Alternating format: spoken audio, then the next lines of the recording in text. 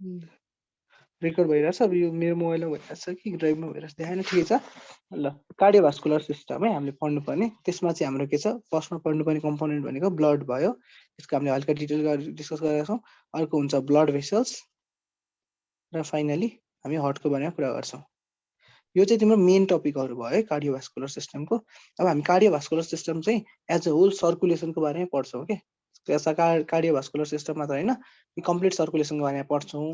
अनि यो सर्कुलेसनको बारेमा पढ्दा यति चाहिँ हाम्रो भनेको हुन्छ ब्लड सर्कुलेसन, मतलब यो ब्लडको मुभमेन्टको लागि, ब्लडको फ्लुएन्सीको लागि हुन्छ होइन। अनि अर्को यस्तै हाम्रो अर्को सर्कुलेसन हुन्छ जसलाई हामी भन्छौँ लिम्फ सर्कुलेसन। जति ब्लड इम्पोर्टेन्ट छ नि हाम्रो त्यति नै इम्पोर्टेन्ट लिम्फ पनि छ। अब लिम्फ चाहिँ हाम्रो चाहिँ रिलेटिभली सिलेबसमा कम सोध्छ, त्यही भएर हामीले धेरैले ध्यान पनि दिँदैनौँ र कतिले त पढ्न पनि छोडिरहेको हुन्छ है। हामी चाहिँ यहाँ लास्टमा ब्लडलाई लिम्फसँग कम्पेयर गर्छौँ, लिम्फको फङ्सन्सहरूको कुरा गर्छौँ। लिम्फ जसरी यहाँ ब्लड थियो त्यहाँ लिम्फ, जसरी यहाँ लिम्फ भेसल्स त्यहाँ ब्लड भेसल्स छ, त्यसै गरी यहाँ हामी हल्का लिम्फ भेसल्सहरूको बारेमा हेर्छौँ के फरक छ यसको होइन। अनि त्यसपछि फाइनली हार्ट त भनेको छ, यसको लिम्फको चाहिँ एक्चुअल हार्ट हुँदैन, हामीले त्यसको पम्पिङहरूको कुरा गर्नु पर्दैन। तर यहाँ इम्पोर्टेन्ट चाहिँ हाम्रो लिम्फको सोलन स्ट्रक्चरहरू हुन्छ जसमा हामी लिम्फ नोड्सको बारेमा पढ्छौँ है। ल भनेपछि यो एउटा ब्लड सर्कुलेसन, अर्को एउटा लिम्फ सर्कुलेसनको बारेमा हामीले कार्डियोभास्कुलर सिस्टममा पढ्छौँ। जेनरल चाहिँ यो तिनवटा कम्पोनेन्ट मात्रै ध्यान दिएको हुन्छ, तर हामीले लिम्फ पनि उति नै फोकस गर्नुपर्छ। र लिम्फ नोड्स हामी अब पढ्नुपर्ने टपिकहरू आज चाहिँ है, अब जेनरल मैले यहाँ हेडिङ र एउटा पिक्चर राखिदिएको छु तिमीहरू सबैजनाको लागि बेसिक ओभरभ्यूको लागि। हेर सुरुमा हामी लेयर्स अफ हार्टको बारेमा पढ्छौँ होइन, हार्टको लेयर्सहरू कस्तो छ के छ फिगर्स है। त्यसपछि हामी एक्सटर्नल स्ट्रक्चर्स पढ्छौँ, बाहिरपट्टिबाट हेर्दा कहाँ छ कस्तो छ, अनि यसको पोजिसन के भयो त्यो सबै भयो होइन। अनि त्यसपछि बाहिरपट्टिबाट हेर्दा के देखिन्छ भन्ने कुरा पढिन्छ। त्यसपछि इन्टरनल स्ट्रक्चर भनेको यसको डिसेक्सन गर्दाखेरि अथवा भित्रपट्टि हुने स्पेसहरू के छ, त्यसमा जेनरली हामी भल्भ्सहरूको कुरा गर्छौँ। त्यसपछि भित्र स्पेसिफाइड एट्रियम्सहरूको भेन्ट्रिकल्सहरूको कुरा गर्छौँ। त्यसपछि फाइनली हामी भल्भ्स अफ हार्टको बारेमा कुरा गर्छौँ है। मैले सकेसम्म बुझिने खालको पिक्चरहरू राख्न खोजेको छु यो स्लाइडमा। फाइनली हामीले सबै सर्कुलेसन हाम्रो पढिसकेपछि चाहिँ फिटल सर्कुलेसन मतलब बच्चामा चाहिँ के फरक छ, हाम्रो हार्ट र बच्चाको हार्टमा के फरक छ भन्ने कुरा पनि पढ्नुपर्छ। धेरैजनाले चाहिँ यो पार्ट स्किप गरिरहेको हुन्छन्। एउटा कुरा बुझिरहेको हुन्न जस्तो लाग्यो मलाई, किनकि यो रिलेटिभली हल्का गाह्रो छ होइन। अनि अर्को कुरा क्वेसनै सोधेको थाहा पाउँदैन, कुन चाहिँ यो क्वेसन यो पोर्सनबाट सोधेको नै थाहा पाउँदैन है।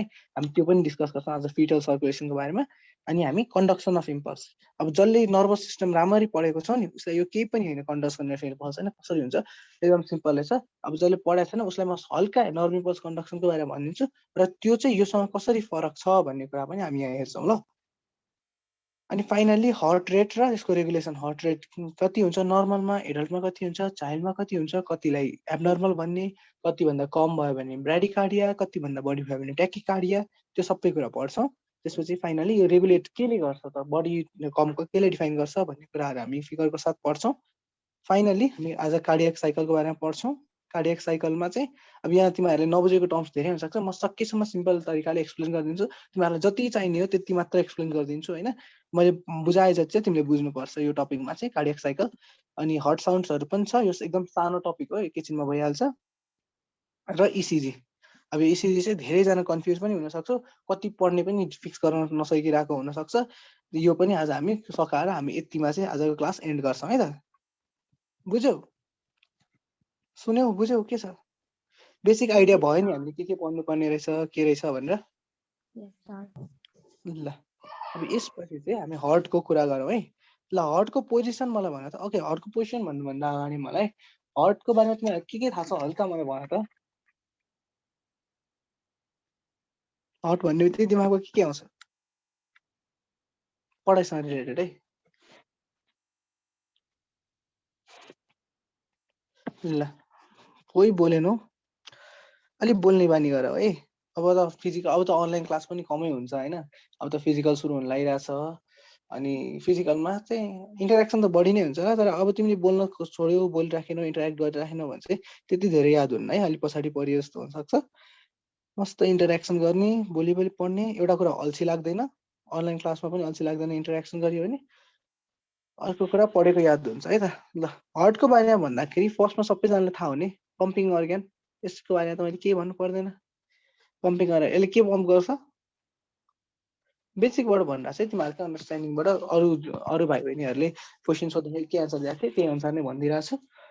हार्ट भनेको पम्पिङ अर्ग्यान, यसले के गर्छ ब्लडलाई पम्प गर्छ। जेनेरली यसले पम्प गर्नुपर्ने केमा हो, यसले चाहिँ आर्टेरीको थ्रुबाट पम्प गर्ने हो हैन। आर्टेरीमा चाहिँ हार्टले ब्लड पुर्याइदिने हो। भेन्सहरूबाट त आफै आउँछ, भेन्सबाट हार्टमा आफै आउँछ, हार्टबाट बाहिर आर्टेरीमा पुग्ने बेलामा चाहिँ यसले पम्प गरेर सर्कुलेट गराइदिन्छ। त्यही भएर यो पम्पिङ गर्नको लागि यसको स्ट्रक्चर कस्तो हुनुपर्छ, मस्कुलर भनेको मसल लेयर भएको, यही मसलको कन्ट्राक्सनको कारणले गर्दाखेरि हार्टले पम्प गर्ने काम गर्छ। अब जेनेरली हामी हार्टको साइजको कुरा गर्दाखेरि चाहिँ नि, साइज अफ हार्ट भनेर भन्दाखेरि चाहिँ हामी कसरी डिस्क्राइब गर्छौँ भन्दा ठ्याक्क मान्छेको फिस्टको साइज जस्तो के, फिस्ट साइज है, भनेको आफ्नो हात मुठी पार्दाखेरि जत्रो साइज हुन्छ त्यही अनुसार हार्टको साइज हुन्छ। अब यो कसरी लाग्छ त भन्यो भने, जस्तै फिमेलहरूको फिस्टको साइज सानो हुन्छ, अब फिस्टको साइज नै सानो भइरहेको छ भने त्यही अनुसार उनीहरूको हार्ट साइज पनि सानो हुन्छ। यसको सिग्निफिकेन्स के छ, जो मान्छेको बडी साइज सानो छ उसको हार्टले कम काम गर्नुपर्छ। यसरी कम काम गर्नु परिरहेको छ भने रिलेटिभली उसको हार्ट पनि सानो हुने भयो। ठिक छ नि है। त्यस्तै गरी हामीले सिम्पली डिस्क्राइब गर्दा साइज चाहिँ फिस्टको हिसाबले हुन्छ। जस्तै अब कुनै एउटा रेसलर छ अथवा बडी बिल्डर छ भने उसको रिलेटिभली फिस्टको साइज ठुलो हुन्छ। उसको फिस्टको साइज ठुलो हुँदाखेरि सँगसँगै हार्ट साइज पनि ठुलो हुने भयो। किनकि उसको हार्टले ठुलो बडीलाई पम्प गर्नु परिरहेछ। जति ठुलो बडीहरूमा अक्सिजन पुर्याउनु पर्यो अथवा जति ठुलो एरियामा उसले ब्लड प्रोभाइड गर्नु पर्यो त्यही अनुसार उसको हार्ट साइज बढ्ने भयो। त्यही भएर यो जेनरल रुल जुन fist size equals to heart size यो चाहिँ लागू भइरहेको छ। अब साइजको कुरा भयो होइन। अब जस्तै वेटको कुरा गर्यो भने चाहिँ वेट अफ हार्ट कति हुन्छ, यो सोध्न त अब सोध्दैन what is the weight of heart भनेर, तर जेनरली हामी पढिरहेको छौँ भने एउटा रफ आइडिया चाहिन्छ क्या हामीलाई, वेट कति हुन्छ भन्ने कुराहरू पनि चाहिन्छ है। 250 ग्राम होला सायद।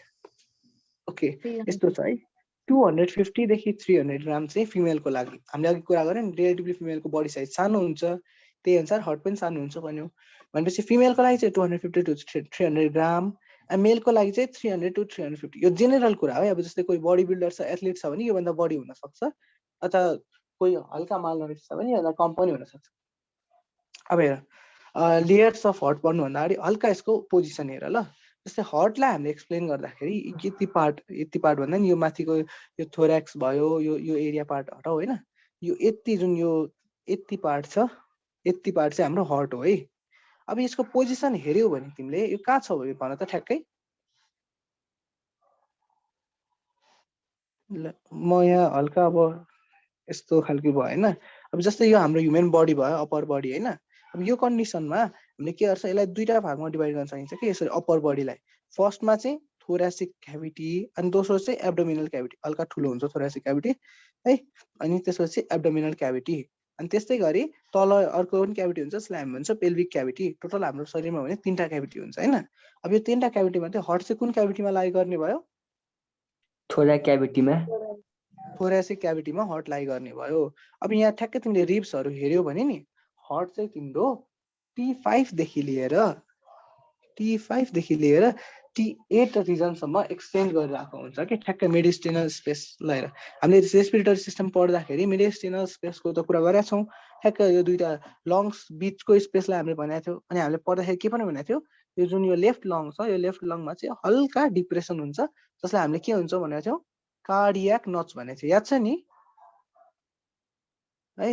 यसरी कार्डियाक नच भनेको थियो। अनि हो यो ठ्याक्कै ठाउँमा चाहिँ हामीले के भनेको थियौँ, हार्ट हुन्छ भनेको। अब मैले यो फिगर देखाउनुभन्दा अगाडि म्याक्सिमम् अथवा धेरै भाइ बहिनीहरूको के हुन्छ समस्या भन्दाखेरि हार्ट चाहिँ लेफ्ट पार्टपट्टि हुन्छ भनेर उनीहरू पुरै लेफ्ट साइडबाट नै टिल्ट भइरहेको हुन्छ। त्यस्तो चाहिँ हुँदैन है। तिमीले फिल्ममा देखे जस्तो पुरै लेफ्ट साइडमा अथवा हात छातीमा राख्दाखेरि लेफ्टमा पर्ने जति भागमा हार्ट हुने त्यस्तो भन्ने हुँदैन। हार्ट जेनेरली लाइ गर्ने भनेको यो मिड लाइन छ नि, मिड सजाइटल लाइन हो, यो लाइनभन्दा हल्का लेफ्टमा मात्र हुने हो, थोरै मात्र, धेरै होइन, एकदम थोरै टिल्ट हुने हो क्या। जेनेरली हार्ट मिड लाइनमै हुन्छ, हल्का चाहिँ लेफ्टतिर टिल्ट भएको हुन्छ, बुझ्यौ। कतिले त यो मिड लाइन भयो नि यहाँ सोचेर हुन्छन् क्या हार्ट हुन्छ भनेर, त्यस्तो चाहिँ हुँदैन है त। ल अब यो त जेनरल हामीले भनिरहेको छौँ लेफ्टतिर हुन्छ, लेफ्ट साइडमा हल्का लेफ्ट सिफ्टेड हुन्छ। अब कसैको हार्ट राइट सिफ्टेड छ भने त्यसलाई हामी के भन्छौँ होला, हार्ट चाहिँ राइट सिफ्टेड छ भने त्यो कन्डिसन हामी त्यसलाई के भन्छौँ होला, राइट साइडेड हार्ट। कसलाई थाहा छ, The condition where a person has heart shifted to the right side of his body is called dextrocardia है त। डेक्स्ट्रोकार्डिया भन्ने शब्द आजदेखि थाहा पाउनु पर्यो। यो डेक्स्ट्रो र लेभो भन्ने टर्म चाहिँ मलाई थाहा होला नि, लेफ्टको लागि लेभो, राइटको लागि डेक्स्ट्रो होइन। अनि त्यसपछि यो डेक्स्ट्रो भन्ने राइट, कार्डिया भनेको हर्ट, राइट साइडेड हर्टलाई चाहिँ हामी भन्छौँ डेक्स्ट्रोकार्डिया। अब यो बेसिक कुराहरू थियो। अब अर्को एउटा कुरा भन्दाखेरि हामीले यो पम्पिङ एक्सन भन्यो, पम्पिङ गर्दाखेरि कन्ट्र्याक्टाइल हुन्छ भन्यो। त्यो सबै कन्ट्र्याक्सन चाहिँ ह्युमनको केसमा अथवा म्यामलको केसमा चाहिँ हर्ट आफैले जेनेरेट गर्छ। त्यो कन्ट्र्याक्सन गर्ने स्टिमुलस आफैले जेनेरेट गर्ने अर्गनलाई चाहिँ हामी भन्छौँ मायोजेनिक, मतलब मसललाई इम्पल्स आफै दिने खालको हर्टलाई चाहिँ हामी भन्छौँ मायोजेनिक हर्ट भन्छौँ। अर्को हुन्छ न्युरोजेनिक हर्ट। न्युरोजेनिक हर्ट भनेको चाहिँ न्युरोन्सहरूले गर्दाखेरि अथवा ब्रेन सेल्सले गर्दाखेरि चाहिँ तिम्रो हर्ट कन्ट्र्याक्ट भइरहेछ भने चाहिँ न्युरोजेनिक हो। लोवर भर्टिब्रेट्स, लोवर इन्भर्टिब्रेट्सहरूमा चाहिँ जेनेरली न्युरोजेनिक हुन्छ। मायोजेनिक हुने चाहिँ एउटा मलस्का अनि अर्को चाहिँ म्यामल्सहरूको केसमा अनि भर्टिब्रेट्सहरूको केसमा भयो है त। ल यहाँसम्म पढाएको बुझिएको छ, यो बेसिक कुराहरू हर्टको। ल अब चाहिँ हामी अगाडि बढौँ। अगाडि बढ्दाखेरि हामीले अब पढ्नु पर्ने भनेको लेयर्स अफ हर्ट। हल्का जुम इन गरेँ मैले, यो पिक्चरमा ध्यान दिउँ है सबैजनाले। ल हर्टको पार्ट हेर्नु पर्यो भने हामीले देख्दाखेरि जेनेरली यसरी बाहिरपट्टिबाट यो फ्याट टिस्यु पहेँलो पहेँलो देखेको फ्याट हुन्छ। सानो भन, हेर यो पहेँलो पहेँलो देखेको फ्याट टिस्यु भयो। अब यो रातो निलो भनेको यो भेसल्स, ब्लड भेसल्सहरू भयो होइन। अब यो बाहिरपट्टि देखिने सबै छ। अब यो एउटा सानो हर्टको वाललाई लिएर इन्लार्ज गर्यो भने के देखिन्छ त्यसमा हेर ल। फर्स्टमा हामीले के देखिरहेछौँ, फाइब्रस पेरिकार्डियम। हामीले पेरी भन्ने टर्म त उता पनि पढाएको थियो नि पर्ख। लङ्समा हामीले के पढाएको थियो, लङ्सको आउटर कभरिङलाई के भनेको थियो हामीले,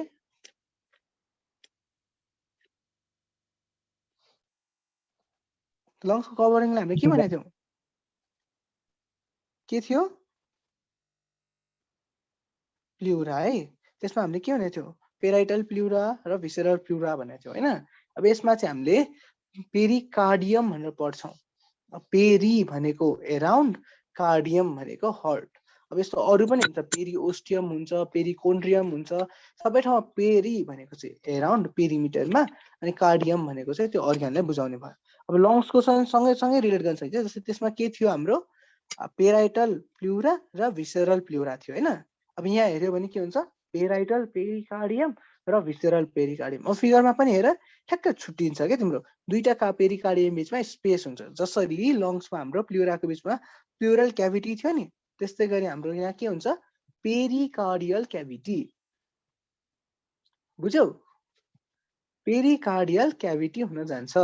अब यो पेरिकार्डियल क्याभिटी चाहिँ पेराइटल पेरिकार्डियम र भिसेरल पेरिकार्डियमको बिचमा हुन्छ। अब यसमा चाहिँ हल्का फ्लुइड हुन्छ जसले सक एब्जर्भरको जस्तो काम गर्छ। त्यो सबै कुरा त छँदैछ है। अब तिमीले जेनेरली हर्टको लेयर्स पढ्दाखेरि चाहिँ नि, लेयर्स पढ्दा चाहिँ तीनटा यसरी पढ्छौ, पेरिकार्डियम, मायोकार्डियम र इन्डोकार्डियम। ठिक छ, यो त सुनिराखेको टर्म हो, सुनेको हो नि, एकदम फेमिलराइज टर्म। तर यो तीनटा पढ्दै गर्दाखेरि हामीलाई एउटा नयाँ टर्म पनि आउँछ, इपिकार्डियम। अब यो चाहिँ फेरि धेरैजनाले सुनेको हुँदैन। अब मैले पढाउँदा नि पेरी, मायो, इन्डो भनेर याद गर्ने भनिरहेको हुन्छ। यो धेरै ठाउँमा काम लाग्छ कि तीनटा लेयर्स। तर यहाँ इपिकार्डियम आउँछ अनि भाइ बहिनीहरू एकदम झुक्किन्छ। ल हेर, यहाँ हेर है, जस्तै पेरिकार्डियममा पनि हामीले के भनेको छौँ, एउटा फाइब्रस पेरिकार्डियम भनेको छौँ, अर्को सिरस पेरिकार्डियम भनेको छौँ। यो ठ्याक्क यो पेराइटल र भिसेरल चाहिँ सिरस पेरिकार्डियमको पार्ट हो के। दुईटाको बिचमा स्पेसलाई चाहिँ हामीले भन्यो pericardial cavity as same as lungs. तर ठुलो पिक्चरमा हेर्ने हो भने चाहिँ एउटा हुन्छ फाइब्रस कार्डियम, फाइब्रस पेरिकार्डियम, अर्को हुन्छ सिरस पेरिकार्डियम। फाइब्रस भनेको फाइबर्सहरू भएको, एकदम डेन्स नेटवर्कहरू भएको, एकदम स्ट्रङ, रेसिस्टेन्ट अनि एकदम धेरै यसले चाहिँ के गर्छ, प्रोटेक्ट गर्ने काम भयो। अब सिरस भनेको फ्लुइड भएको पेरिकार्डियम है। अब यो सिरस पेरिकार्डियमको पनि यहाँ हेर, यो भिसेरल पार्टलाई, भिसेरल पेरिकार्डियल पार्टलाई चाहिँ हामी के भन्छौँ, इपिकार्डियम। बुझ्यौ, इपिकार्डियम भनेको चाहिँ के रहेछ, special part of serous pericardium. ठिक छ है। अब एपिकार्डियम र पेरिकार्डियममा त हामी झुकिन्न होला। जेनरली कतै कतै तिमीले देख्दाखेरि 1 मा एपिकार्डियम, 2 मा मायोकार्डियम, 3 मा इन्डोकार्डियम देखियो भने पनि त्यो गलत हो। ठुलो चाहिँ हाम्रो पेरिकार्डियम, मायोकार्डियम, इन्डोकार्डियम हुन्छ भन्ने थाहा पाउनु पर्यो। ठिक छ, एकदम बेसिकबाट भन्दैछु ल म। अब हेर, फर्स्टमा हामीले के कुरा गरौँ, पेरिकार्डियमको कुरा गरौँ। पेरिकार्डियममा हामीले के गर्छ, यसरी यहीँ डिभाइड गरेछ, फाइब्रस र सिरस भनेको छ। फाइब्रस चाहिँ के हुन्छ अरे, एकदम टेन्सन बढी दिने, मतलब हुन्छ टेन्सन बढी हुने, एकदम टफ, एकदम धेरै प्रोटेक्टिभ नेचरको हुन्छ। अनि अर्को हुन्छ सेरस पेरिकार्डियम, जो चाहिँ हल्का भए नि फ्लेक्सिबल हुन्छ। अब त्यसपछि हामीले के भन्यौँ, सेरस पेरिकार्डियमको भिसेरल पार्ट अथवा भिसेरल पेरिकार्डियमलाई चाहिँ हामी इपिकार्डियम पनि भन्न सक्छौँ भनेर भन्यौँ। अब पेरिकार्डियम पछि नेक्स्ट स्ट्रक्चर हाम्रो के छ, मायोकार्डियम। जहाँ पनि मायो आइरहेछ भने हामी के भन्छौँ, मसल इन्भल्भ छ भनेर याद गर्छौँ हैन। अब यहाँ मायोकार्डियममा पनि हामी के भन्छौँ, यो चाहिँ मस्कुलर लेयर अफ हार्ट भयो। यहाँ हेऱ्यौ नि यत्रो ठुल्ठुलो एकदम बाक्लो छ, त्यही भएर हामी भन्दा यो चाहिँ के हुन्छ, थिकेस्ट लेयर पनि भयो, थिकेस्ट लेयर भयो। नेक्स्ट भनेको यो मस्कुलर लेयर भयो, मस्कुलर लेयर अफ हार्ट हो। अनि जेनेरली पम्पिङ गर्ने सबै काम चाहिँ यही हुन्छ। अनि मस्कुलर लेयर भनेपछि कहिलेकाहीँ तिमीले सुन्या होला हो, कार्डियाक मसल्स हेभ इन्टरक्यालेटेड डिस्क भन्नु भन्छ हैन।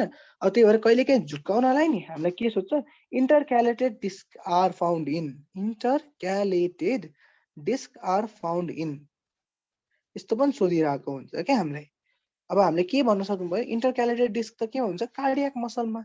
भनेपछि कार्डियाक मसल भएको लेयर कुन हो, मायोकार्डियम। हामीले एन्सर यसमा चाहिँ मायोकार्डियम भनेर लेख्न पनि सक्नुपर्छ है त। ठिक छ, यहाँसम्म केही कन्फ्युजन कसैलाई? तिनवटा हामीले बुझ्नुपर्ने के, पेरिकार्डियम, मायोकार्डियम, इन्डोकार्डियम। पेरिकार्डियमको दुईटा लेयर, एउटा हुन्छ फाइब्रस, अर्को हुन्छ सिरस।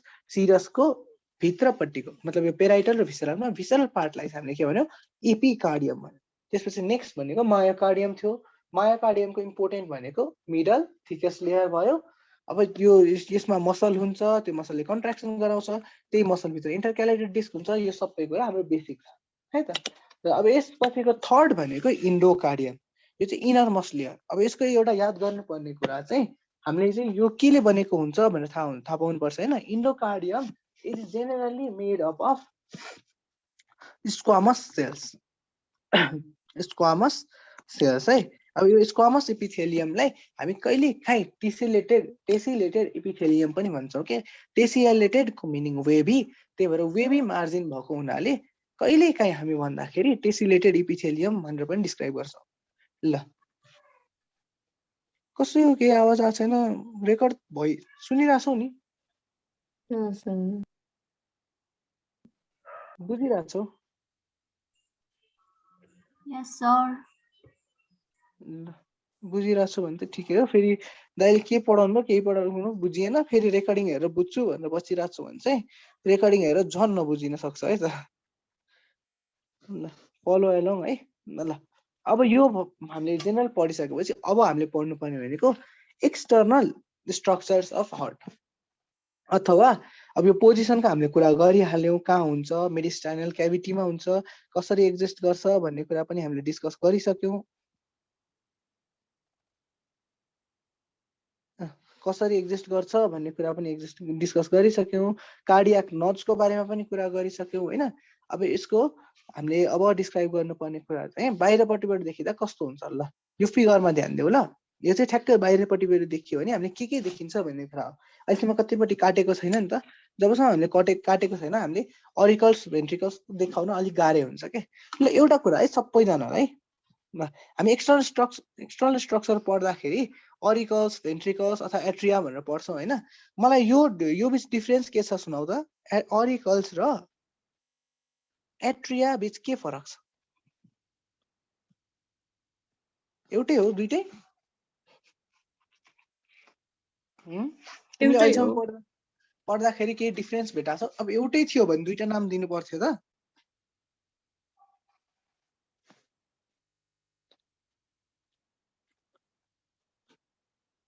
केही डिफरेन्स जस्तो कसैले भन्नुभएको छ अहिलेसम्म? सरले पढाउँदाखेरि कतै यो केही सुनेको छौ त? यो किन अरिकल्स, पहिला अरिकल्स भनिन्थ्यो अहिले एट्रिया भनिन्छ हैन। त्यो किन हो, कस्तो हो भन्ने कुरा कहिले सुनेको छौ? छैन। ल अब ध्यान दिएर सुन है त। कस्तो थियो भन्दा सुरुमा चाहिँ हामीले देख्दाखेरि एक्सटर्नल स्ट्रक्चर मात्र देखिया थियो हैन। अब एक्सटर्नल स्ट्रक्चर देख्दाखेरि चाहिँ यहाँ चाहिँ ठ्याक्कै कान जस्तो देखिन्छ नि, अथवा कान जस्तो नदेखिए पनि अर्का सेमी सर्कुलर प्याटर्न यस्तो प्याटर्न देखिन्छ हैन। त्यसलाई चाहिँ हामी भन्छ अरिकुलर प्याटर्न। त्यही भएर हामी यस्तो अरिकुलर प्याटर्न देखेर फर्स्टमा चाहिँ हामीले यसलाई अरिकल्स भनेर भनेको थियौँ। एकदम सजिलो देखेको अनुसार नेमिङ गर्यो, केही कम्प्लिकेसन भएन भन्यो। तर बिस्तारै हामीले काटेर हेर्दाखेरि त ओके यहाँ राम्रो फिगर हुन्छ है। हामीले काटेर हेर्दाखेरि त यो बाहिरपट्टिको पार्ट त छँदैछ, साथमा अरू लेयरहरू पनि हुँदो रहेछ क्या। हामीले अरिकल्स मात्र भन्यो भने त यति पार्ट मात्र डिफाइन हुने भयो, अनि यो भित्रपट्टिको रफ एरिया दुवैपट्टिको छुट्ने रहेछ। त्यही भएर यो चाहिँ अरिकुलर सेप भए पनि पुरै चाहिँ अरिकल्सले जस्टिफाई गर्दैन। यो बाहिरपट्टि देखिने अरिकल मात्र नभएर भित्रपट्टि रफ पार्टहरू पनि हुन्छ भन्ने कारणले पछि चाहिँ एट्रिया भनेर राखियो है त। मेरो अलिकति घाँटी बसेको छ है, ट्राभल गरेर आएको, अनि त्यो कन्डिसनमा हल्का रुगा लागिरहेको जस्तो भएको छ। ल अरिकल्सको कुरा गरे हैन, बुझ्यौ नि तिमीले? पहिला चाहिँ देखिने बित्तिकै अरिकल्स नाम राखियो सेप अनुसार, पछि चाहिँ होइन यसमा त भित्रपट्टि रफ एरियाहरू पनि रहेछ, यसलाई अरिकल्स भनेर हुँदैन, सबै पार्ट इन्क्लुड भएन भनेर हामीले के भन्यो, एट्रिया भन्न थाल्यो। अब which one is more correct भनेर कसरी सोध्यो भने एट्रिया इज मोर करेक्ट, त्यही भएर अहिले एट्रिया भनिन्छ भनेर भन्नु पर्यो। हामीले पनि सकेसम्म अरिकल्स युज गर्नुभन्दा एट्रियम युज गर्न राम्रो हुन्छ। हेर त अहिलेको फिगरहरूमा पनि एट्रियम भनेर दिइरहेको हुन्छ, धेरै जसो कतै पनि अरिकल्स भनेर दिँदैन है अहिले। ल अब हार्टको बाहिरपट्टिबाट हेऱ्यो भने हामीले के देख्न सकिन्छ? फर्स्ट न सबभन्दा ठुलो देखिरहेको स्ट्रक्चर यो आर्टेरी हो, हामीले के भन्छ यसलाई एओर्टा है। त्यसपछि यो टी सेपेड स्ट्रक्चर हामीले देख्न सक्छौँ, के हुन्छ यसलाई पल्मोनरी आर्टेरी। यसमा केही चिन्ता लिनु पर्दैन, यो तिमीहरूले 7, 8 देखि नै ड्रइङ बनाइरहेको छ, बेसिक त सायद आउँछ पनि होला, यहाँ कतिले यो एड गरेर बनाएको हुन्छ होइन, ठिक छ, त्यो केही छैन, यति देखिन्छ जेनेरली होइन। अब यसमा के हुन्छ, यो अब यहाँ बाहिरपट्टिबाट चाहिँ तिमीले अरिकल्स, भेन्ट्रिकल्स, सेप्टमहरू छुटाउन सक्दैनौ के, बाहिरपट्टि चाहिँ जेनरल लेयर हुन्छ। अनि यो तिमीले थाहा पाउनै पर्ने यो फिगरमा मैले भन्नुपर्ने चाहिँ अब यो एओर्टा, यो पल्मोनरी आर्टेरी, पल्मोनरी भेन्स, यो त थाहा भइहाल्छ। तिमीले थाहा पाउनु पर्ने जेनरल चाहिँ यो एउटा कोरोनरी आर्टेरी भन्ने छ। यसको बारेमा एक्सप्लेन गर्छु ल म पहिला। कोरोनरी आर्टेरी, ल यो के हो, यसको फङ्सन कसलाई थाहा छ भने मैले अहिले भनिहालेँ। भन त कोरोनरी आर्टेरीको फङ्सन के होला? Supply blood to the heart muscles. एकदम राम्रो, supply blood to the heart muscles. Generally हामीले पढ्दाखेरि चाहिँ heart supply blood to all parts of the body होइन, थ्रु आर्टेरिज भन्छौँ। तर हार्टलाई नै कसले सप्लाई गर्छ भन्ने चाहिँ हामी छोडिरहेको हुन्छौँ कि पढ्न। अनि त्यही चाहिँ क्वेसन सोध्छ। अब जस्तै which of the following arteries supply blood to the abdominal region, यस्तो यस्तो सोध्दैन होइन। तिमीहरूलाई यो कमन, यो अलिक डिटेल जस्तो भयो नि त, कमन भएन। तर यो जेनरली हार्टलाई नै कसले सोध्छ चाहिँ आउट अफ क्युरियोसिटी पनि हुने भएको हुनाले यो एउटा चाहिँ याद गर्नुपर्छ है त। यो artery coronary artery supplies blood to the heart. अरू हामी ब्लड भेसल्समा सप्लाई गर्ने आर्टेरीहरू, ब्लड भेसल्स सप्लाई गर्ने ब्लड भेसल्सलाई हामी के भन्छौँ त्यो पनि कुरा गर्छौँ। तर अहिले तिमीलाई थाहा हुनुपर्ने आर्टेरीको नाम चाहिँ कोरोनरी आर्टेरी। जेनेरली तिमीले आर्टेरीको सबै नाम चाहिँ पढ्नु पर्दैन कि यसमा। अब तिमीले पढ्न थाल्यौ त्यो भने कार्डियोभास्कुलर सिस्टम एकदम गाह्रो लाग्न सक्छ, तर त्यो तिमीलाई पढ्न आवश्यक छैन होइन। यही यसो इम्पोर्टेन्ट सुनिने आर्टेरीहरूको मात्र नाम र फङ्सन थाहा भयो नि भइहाल्छ है। ल यत्रो फिगर त हालियो। एक्सटर्नल स्ट्रक्चर्समा मैले बुझाउनु पर्ने तिमीलाई चाहिँ यस्तो, यहाँ हेर यो एउटा स्ट्रक्चर भयो, अनि त्यसपछि यसरी हामीले पार्टिसन गर्छौँ होइन। राइट कता हुन्छ, हामीले राइट जेनरली यता लेख्छौँ होइन, लेफ्ट पार्टमा राइट लेख्छौँ, यस्तो लेख्छौँ। फर्स्टमा यो दुइटा किन लेखिन्छ थाहा छ है सबैजनालाई? यहीँबाट बुझाउनु पर्छ जस्तो लाग्यो मलाई। हामीले फिगर देख्दाखेरि पनि हेर त राइट यतापट्टि छ, राइट राइट राइट, अनि लेफ्ट यतापट्टि छ, यो किन भएको होला? कसले मलाई भन्न सक्छौ? एनाटोमी भएर हो कि सायद, के भएर? हार्टको एनाटोमी भएर होला सायद। यस्तो भन्नुपर्छ है, जस्तै हामीले हेर्दाखेरि हामीले यो भेन्ट्रल साइडबाट हेरिरहेछौँ। भेन्ट्रल साइडबाट हेर्ने भनेको तिमीले भेन्ट्रल साइड हेर्नलाई आफ्नो मिररमा इमेज हेरे जस्तै हो के। भेन्ट्रल साइडमा हाम्रो फेस हुन्छ, भनेपछि हाम्रो फेस हेर्दाखेरि त हामीले देख्ने ठ्याक्क हाम्रो अगाडिको मान्छेको राइट ह्यान्ड र हाम्रो राइट ह्यान्ड त अपोजिट हुन्छ, ठाउँमा हुन्छ नि त होइन। ठ्याक्क एकअर्कालाई फेस गरेको बेलामा हो त्यसको कारणले गर्दाखेरि हामी चाहिँ त्यो अर्को मान्छेको हार्टलाई हेरिरहेछौँ भनेर बुझ्नुपर्छ। जस्तै हामीले देख्दाखेरि जस्तै हाम्रो हात यता लेफ्ट भए पनि त्यो उल्टो फर्केको अथवा हाम्रैतिर फर्केको मान्छेको हात त राइटपट्टि भइरहेको हुन्छ, यता हाम्रो लेफ्टमा उसको राइट हुन्छ। अनि हामीले ठ्याक्क त्यो तरिकाले अथवा त्यसलाई हामी के हुन्छ भेन्ट्रल पट्टिबाट हेर्दाखेरि अनुहारपट्टिबाट हेर्दाखेरि जुन स्ट्रक्चर भन्छ त्यसलाई हामी जुन फिगर भन्छ त्यसमा चाहिँ राइट र लेफ्ट उल्टो देखिन्छ। कहिले काहीँ फिगर हेर्दाखेरि यतै लेफ्ट यतै राइट आयो भने हामीले के सम्झिन सक्नुपर्छ, यो चाहिँ डोर्सल भ्यू रहेछ भन्ने पनि याद गर्न सक्नुपर्छ है। ल यो चाहिँ के भन्न खोजेको भन्दा कहिलेकाहीँ चाहिँ हामीले हेर्दाखेरि अर्को मान्छेको ढाडपट्टिबाट अथवा ब्याक रिजनबाट हेरिरहेको पनि हुन सक्छ नि त। त्यो कन्डिसनमा त उसको राइट र हाम्रो राइट त एउटै हुन जान्छ हैन। यो चाहिँ कसरी याद गर्ने, तिम्रो कलेजमा सबैजनालाई लाइन लगाएर हेर्दाखेरि सबैजनालाई राइट ह्यान्ड उठाऊ भन्दा एउटै साइडमा उठ्थ्यो हैन। त्यो चाहिँ किन, सबैजनाले एकअर्काको ब्याक फेस गरिरहेको थियो। हो त्यो कन्डिसनमा हामीले हेर्ने भ्यूलाई चाहिँ हामी के भन्छौँ डोर्सल भ्यू भन्छौँ। त्यो ढाडपट्टिबाट हेर्दाखेरि चाहिँ लेफ्ट लेफ्टमै देखिन्छ, राइट राइटमै देखिन्छ। Any confusions? यो पनि कहिलेकाहीँ लाग्छ कि म लेफ्टमा हेरिरहेको छु देखिन चाहिँ सबै राइट देखाइरहेछ, के भएर होला जस्तो लाग्यो भने अब बुझ्यौ नि है। बुझ्यो। ल अब let us imagine this is heart है। यो हाम्रो सानो कन्फ्युजन क्लियर गर्नको लागि हो। यो एउटा स्ट्रक्चर चाहिँ हर्ट हो भनेर देखायो भने मैले पहिला पार्टिसन गरेँ, यो राइट साइड लेखेँ यो लेफ्ट साइड लेखेँ है। अब तिमीलाई थाहा छ कुन अरिकल्स ठुलो हुन्छ अथवा कुन एट्रिया ग्रेटर हुन्छ, एट्रिया साइज ठुलो हुन्छ र कुन भेन्ट्रिकलको साइज ठुलो हुन्छ भन्ने कुरा थाहा छ? राइट अरिकल ठुलो हुन्छ, लेफ्ट भेन्ट्रिकल ठुलो हुन्छ। राइट अरिकल ठुलो हुन्छ, त्यस्तै गरी लेफ्ट भेन्ट्रिकल ठुलो हुन्छ। ल ठिक छ, एकदम राम्रो। मैले त्यही भएर बनाउँदा चाहिँ अघि यस्तो बनाएको थिएँ जुन चाहिँ गलत हुन्छ के। हामीले पढ्दाखेरि नै यस्तो गरेर पढ्यो भने कति सजिलो हुन्छ हेर त। राइट लेफ्ट भन्दा ठुलो पनि छ, त्यो राइट अरिकल लेफ्ट भन्दा ठुलो पनि देखियो, त्यसै गरी लेफ्ट भेन्ट्रिकल राइट भन्दा ठुलो पनि देखियो है। हामीले याद गरेर चाहिँ यस्तो बनाउने, यस्तो गर्ने, यस्तो यस्तो गर्न सक्नु पर्यो है। ल यो भएन भने पनि ओके, कसैलाई यो लजिक थाहा छ किन लेफ्ट भेन्ट्रिकल ठुलो हुन्छ? यो चाहिँ एकदम के भन्छ गाह्रो क्वेसन भयो है त। ब्लड प्रेसरको कारण It supplies blood to the blood whole pressure body. बढी हुन्छ राइट साइड। ब्लड प्रेसर बढी हुन्छ, ठुलो भएको कारणले चाहिँ ब्लड प्रेसर बढाइदिन्छ। धेरै थिक हुन्छ। त्यही त ठिक हुन्छ किन भन्न खोजेको के। जस्तै अब यो चाहिँ हामी फङ्सन अथवा एनाटोमी अथवा सर्कुलेसन पढ्दाखेरि डिटेलमा भन्छौँ। अहिले चाहिँ बुझ्यो भने पनि ठिकै छ, बुझेन भने पनि हामी पछि डिस्कस गर्छौँ है।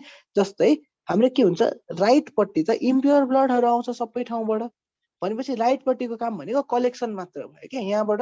अनि यहाँ राइटपट्टिबाट हामीले पठाउनु पर्ने भनेको लङ्समा हुन्छ, जुन भनेको एकदम सानो डिस्टेन्स हो, थोरै ठाउँमा मात्र पठाउनु पर्छ। त्यही भएर यहाँको मसल्सहरू चाहिँ धेरै थिक पनि हुनु पर्दैन क्या, त्यही अनुसार कन्ट्र्याक्ट गर्छ। अनि त्यसको कारणले गर्दाखेरि त्यही अनुसारको स्मल साइज जेनेरेट गर्छ। जति धेरै काम त्यति ठुलो साइज भन्ने त हामीलाई थाहा छ। अनि त्यही भएर के हुन्छ राइटको चाहिँ लङ्ससम्म मात्र पुर्याउनु पर्ने हुँदाखेरि साइज सानो हुन्छ। तर लेफ्टको हेर, लेफ्टमा के हुन्छ लङ्सबाट प्योर आउँछ। अब यसरी प्योर आइरहेछ भने यो लेफ्ट भेन्ट्रिकलले त पुरै बडीमा सप्लाई गर्नु पर्यो। अब मलाई भन लङ्स धेरै टाढा छ कि हाम्रो पुरै बडीको स्ट्रक्चर हो, लङ्स त हार्टसँग एकदम नजिक छ, भनेपछि रिलेटिभली यसको जुन साइज छ नि यसको भन्दा यो लेफ्टको एकदम ठुलो हुनुपर्छ। किनकि यसले लोवर एन्डसम्म पनि पुर्याउनु पर्छ, टिप अफ द हेडसम्म पनि पुर्याउनु पर्छ ब्लड। भनेपछि हो यो होल पम्पिङ गर्नको लागि चाहिँ यसको साइज चाहिँ रिलेटिभली ठुलो हुन्छ। ठिक छ ओके। ल बुझेनौ भने पनि केही छैन, हामी पछि डिस्कस गरिहाल्छौँ है त। अहिले हामीलाई थाहा हुनुपर्ने के राइट चाहिँ ठुलो हुन्छ एट्रियामा, अनि लेफ्टमा चाहिँ लेफ्ट भेन्ट्रिकल चाहिँ ठुलो हुन्छ। अब लेफ्ट भेन्ट्रिकल ठुलो भएको कारणले लेफ्ट अरिकल सानो भएको भनेर याद गरे पनि भयो। कुनै एउटा राइट ठुलो हुन्छ भन्ने बित्तिकै यो पिक्चर हेरेर तिमीले सबै भिजुअलाइज गर्न सकिन्छ है त। कुनै एउटा चाहिँ याद हुन पर्यो। ल अब एक्सटर्नली हेऱ्यो भने त यति नै हो। हामीले के चाहिँ मेन फोकस गर्नुपर्ने रहेछ यसमा, कोरोनरी आर्टेरी पनि हुन्छ जसले हार्ट आफैलाई सप्लाई गरिरहेको हुन्छ। अब अरू हामीलाई थाहा भएको एउटा थाहा छ भन्ने कुरा गरिहालेँ। जेनरली भेन्सले ब्लड ल्याउँछ, यहाँलाई हामी सुपरियर भेना क्याभा भन्यौँ, इन्फेरियर भेना क्याभा दुइटैले राइट एट्रियामा पम्प गर्छ। यो सबै हामीले डिटेलमा पढिहाल्छौँ है। ल अब हेर इन्टरनल स्ट्रक्चरमा हामीले फोकस गर्नुपर्ने चाहिँ यो एट्रियम र एट्रियम र भेन्ट्रिकललाई छुट्याउने लाइन, एट्रियम र भेन्ट्रिकललाई छुट्याउने लाइन, त्यसपछि दुईटा एट्रियमलाई छुट्याउने लाइन, त्यस्तोहरूको कुरा गर्नुपर्छ। अब जेनरली हेर यहाँ पार्टिसनमा हेर, यो पार्टलाई हामीले राइट एट्रियम भन्यो, योलाई लेफ्ट हामीले कुरा गरेको थियो नि अघि ठुलो हुन्छ भनेर, ठ्याक्कै यहाँ देखियो है, राइट ठुलो छ लेफ्ट सानो छ, त्यस्तै गरी लेफ्टको मसल ठुलो छ एकदम, राइटको अलिक सानो छ रिलेटिभली, त्यो केले गर्दा रहेछ फङ्सन्सहरूको कारणले गर्दा रहेछ। यहाँसम्म क्लियर भयो। अब हामीले याद गर्नुपर्ने चाहिँ इन्टरनल स्ट्रक्चर्स हेर्दाखेरि चाहिँ अरिकल्स चाहिँ कस्तो देखिँदो रहेछ त।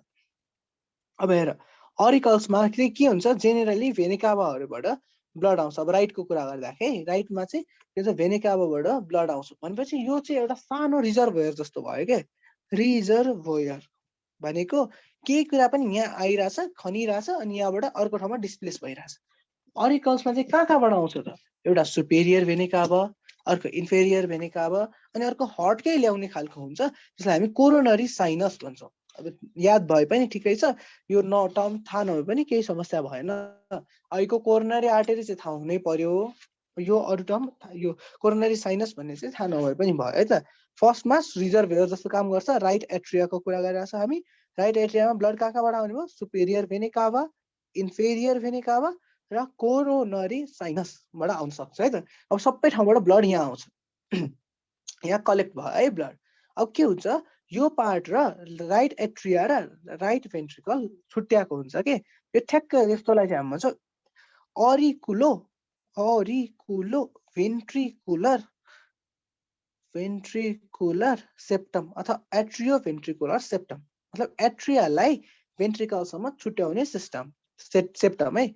एउटा हुन्छ यो एट्रियालाई भेन्ट्रिकलसम्म छुट्याउने, अर्को हुन्छ भेन्ट्रिकल्सलाई भेन्ट्रिकलसम्म छुट्याउने। भनेपछि दुईटा सेप्टमको बारेमा पढ्नु पर्यो, एउटा इन्टरभेन्ट्रिकुलर सेप्टम, अर्को हुन्छ चाहिँ अरिकुलर भेन्ट्रिकुलर सेप्टम। अब अरिकुलर सेप्टम पनि बच्चाहरूमा चाहिँ हुन्छ, ठुलो हुँदै जाँदा चाहिँ यो हराएर जान्छ है त, हामीले देख्दैनौँ यो चाहिँ।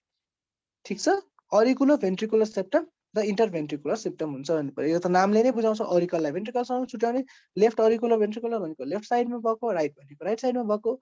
जस्तै अब के भइरहेछ, हामी ब्लड आयो भनिरहेछौँ होइन, राइट एट्रियममा यसरी ब्लड आयो भनिरहेछौँ।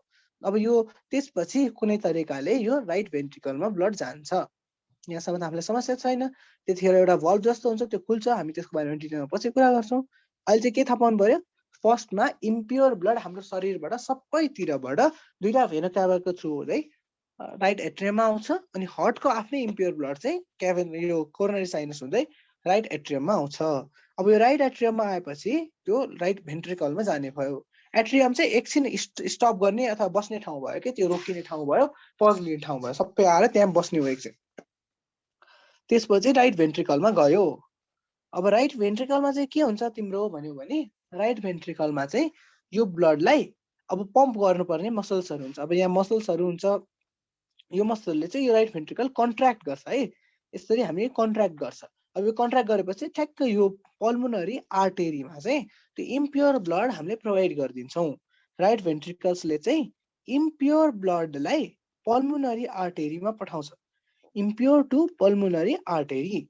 अब यो पल्मोनरी आर्टेरी भन्ने बित्तिकै यो कता गइरहेछ, लङ्समा गइरहेछ होइन। अब लङ्समा गएपछि यसले के गर्छ, अक्सिजन लिएर आउँछ। अब अक्सिजन लिएर आइरहेको छ भने त्यो फेरि के हुन्छ, प्योर ब्लड हुन्छ। भनेपछि हामीले के थाहा पाउनु पर्यो, एट्रियममा जम्मा भयो, भेन्ट्रिकलमा गयो, भेन्ट्रिकलले चाहिँ यसरी लङ्समा पठाइदियो ब्लडलाई। अब लङ्समा पठाएपछि त्यो अक्सिजनेटेड हुन्छ, त्यसलाई हामी प्योर भन्छौँ। अनि त्यो चाहिँ लङ्सबाट हार्टमा फर्केर ल्याउने के हुन्छ, पल्मोनरी भेन्स। पल्मोनरी भेन्सले के हुन्छ, हार्टमा ल्याउँछ। हार्टमा पनि ल्याउँदाखेरि सबै प्योर ब्लड कलेक्ट हुने ठाउँ चाहिँ के हुन्छ, लेफ्ट एट्रियम हुन जान्छ। लेफ्ट पार्ट चाहिँ प्योर हुन्छ। तिमीलाई निमोनिक्स चाहियो भने पनि RIPPLE भनेर याद गरिन्छ के। राइटको चाहिँ इम्प्योर रे अनि प्योर चाहिँ लेफ्टमा रे के। राइट चाहिँ इम्प्योर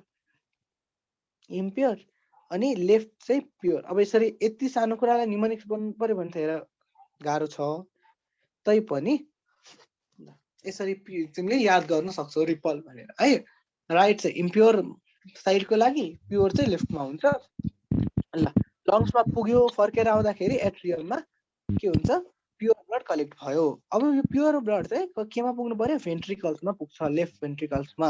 अनि लेफ्ट भेन्ट्रिकल्सको यो मसल्स ठुलो ठुलो छ, यसले चाहिँ पम्प गरेर हाम्रो पुरै शरीरमा ब्लडलाई सर्कुलेट गराइदिने भयो। जेनरल हाम्रो सर्कुलेसन यस्तो छ। अब त्यही अनुसार हाम्रो ओपनिङहरू हुन पर्यो। ठिक छ नि। भनेपछि फर्स्टमा एट्रियमहरूको कुरा गर्दाखेरि तिम्रो के हुन्छ, राइट एट्रियममा दुईटा ओपनिङ हुने भयो, एउटा यो एउटा भेनिकावाको लागि, अर्को भनेको साइनसको लागि।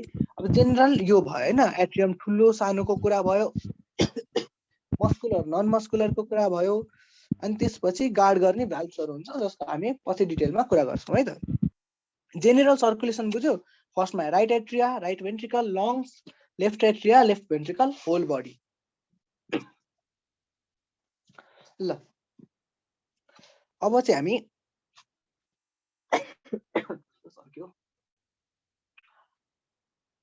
ओके ल कहाँ थियौँ हामी?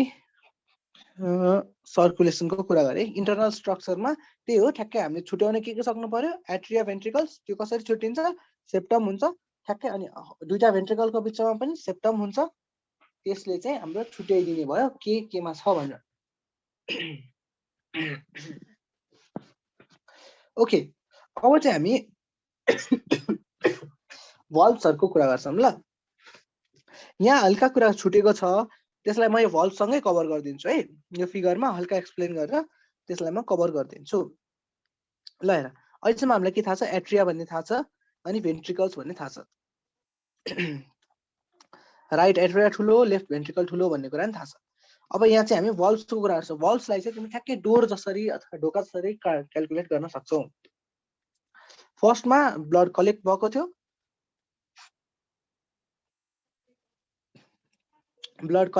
थियो, त्यसपछि केमा गयो, यो चाहिँ तिम्रो लेफ्ट कि राइट राइट एट्रियमबाट राइट भेन्ट्रिकलमा गयो। अब यो ठ्याक्क यो दुईटा बिचको सेप्टमलाई हामी के भन्यौ, राइट अरिकुलो भेन्ट्रिकुलर सेप्टम। घाँटी एकदम दुखिरहेछ है।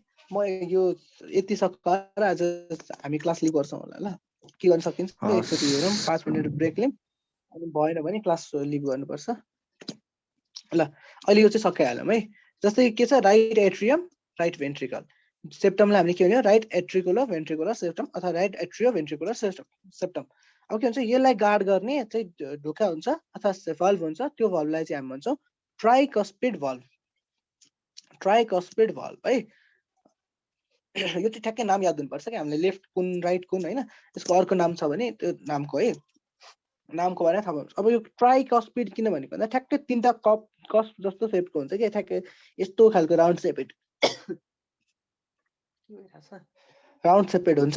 अनि यस्तो चाहिँ हामीले के भन्छ, ट्राइकस्पिड सेप भन्छौँ। त्यसको कारणले गर्दाखेरि यो भल्भ पनि ट्राइकस्पिड भल्भ हुन जान्छ है त। अब यो तिमीलाई चाहिँ ठ्याक्कै याद हुनुपर्छ। Tricuspid valve is found in भन्यो भने right side of the heart अथवा in between the right auricle and right ventricle भनेर थाहा पाउन सक्नुपर्छ। यसले चाहिँ के गर्ने भयो, इम्प्योर ब्लडलाई तिम्रो के गर्ने भयो, यो अरिकलबाट भेन्ट्रिकलमा आउन दिने भयो। भल्भ चाहिँ तिमीले पढ्दाखेरि यो चाहिँ वान वे डोर हो भनेर याद गर्नुपर्छ ल। One way door. म हल्का मेकानिजम एक्सप्लेन गरिदिन्छु हेर। जस्तै यो एउटा सेप भयो है, यस्तो सेप भयो। अब यहाँ प्रेसर बढ्दै जाँदाखेरि यो ढोका खुल्छ कि, हल्का यस्तो सेप हुने भयो, यस्तो सेप हुने भयो। अनि के हुन्छ, यहाँबाट ब्लडहरू बाहिर निस्किन पाउँछ है।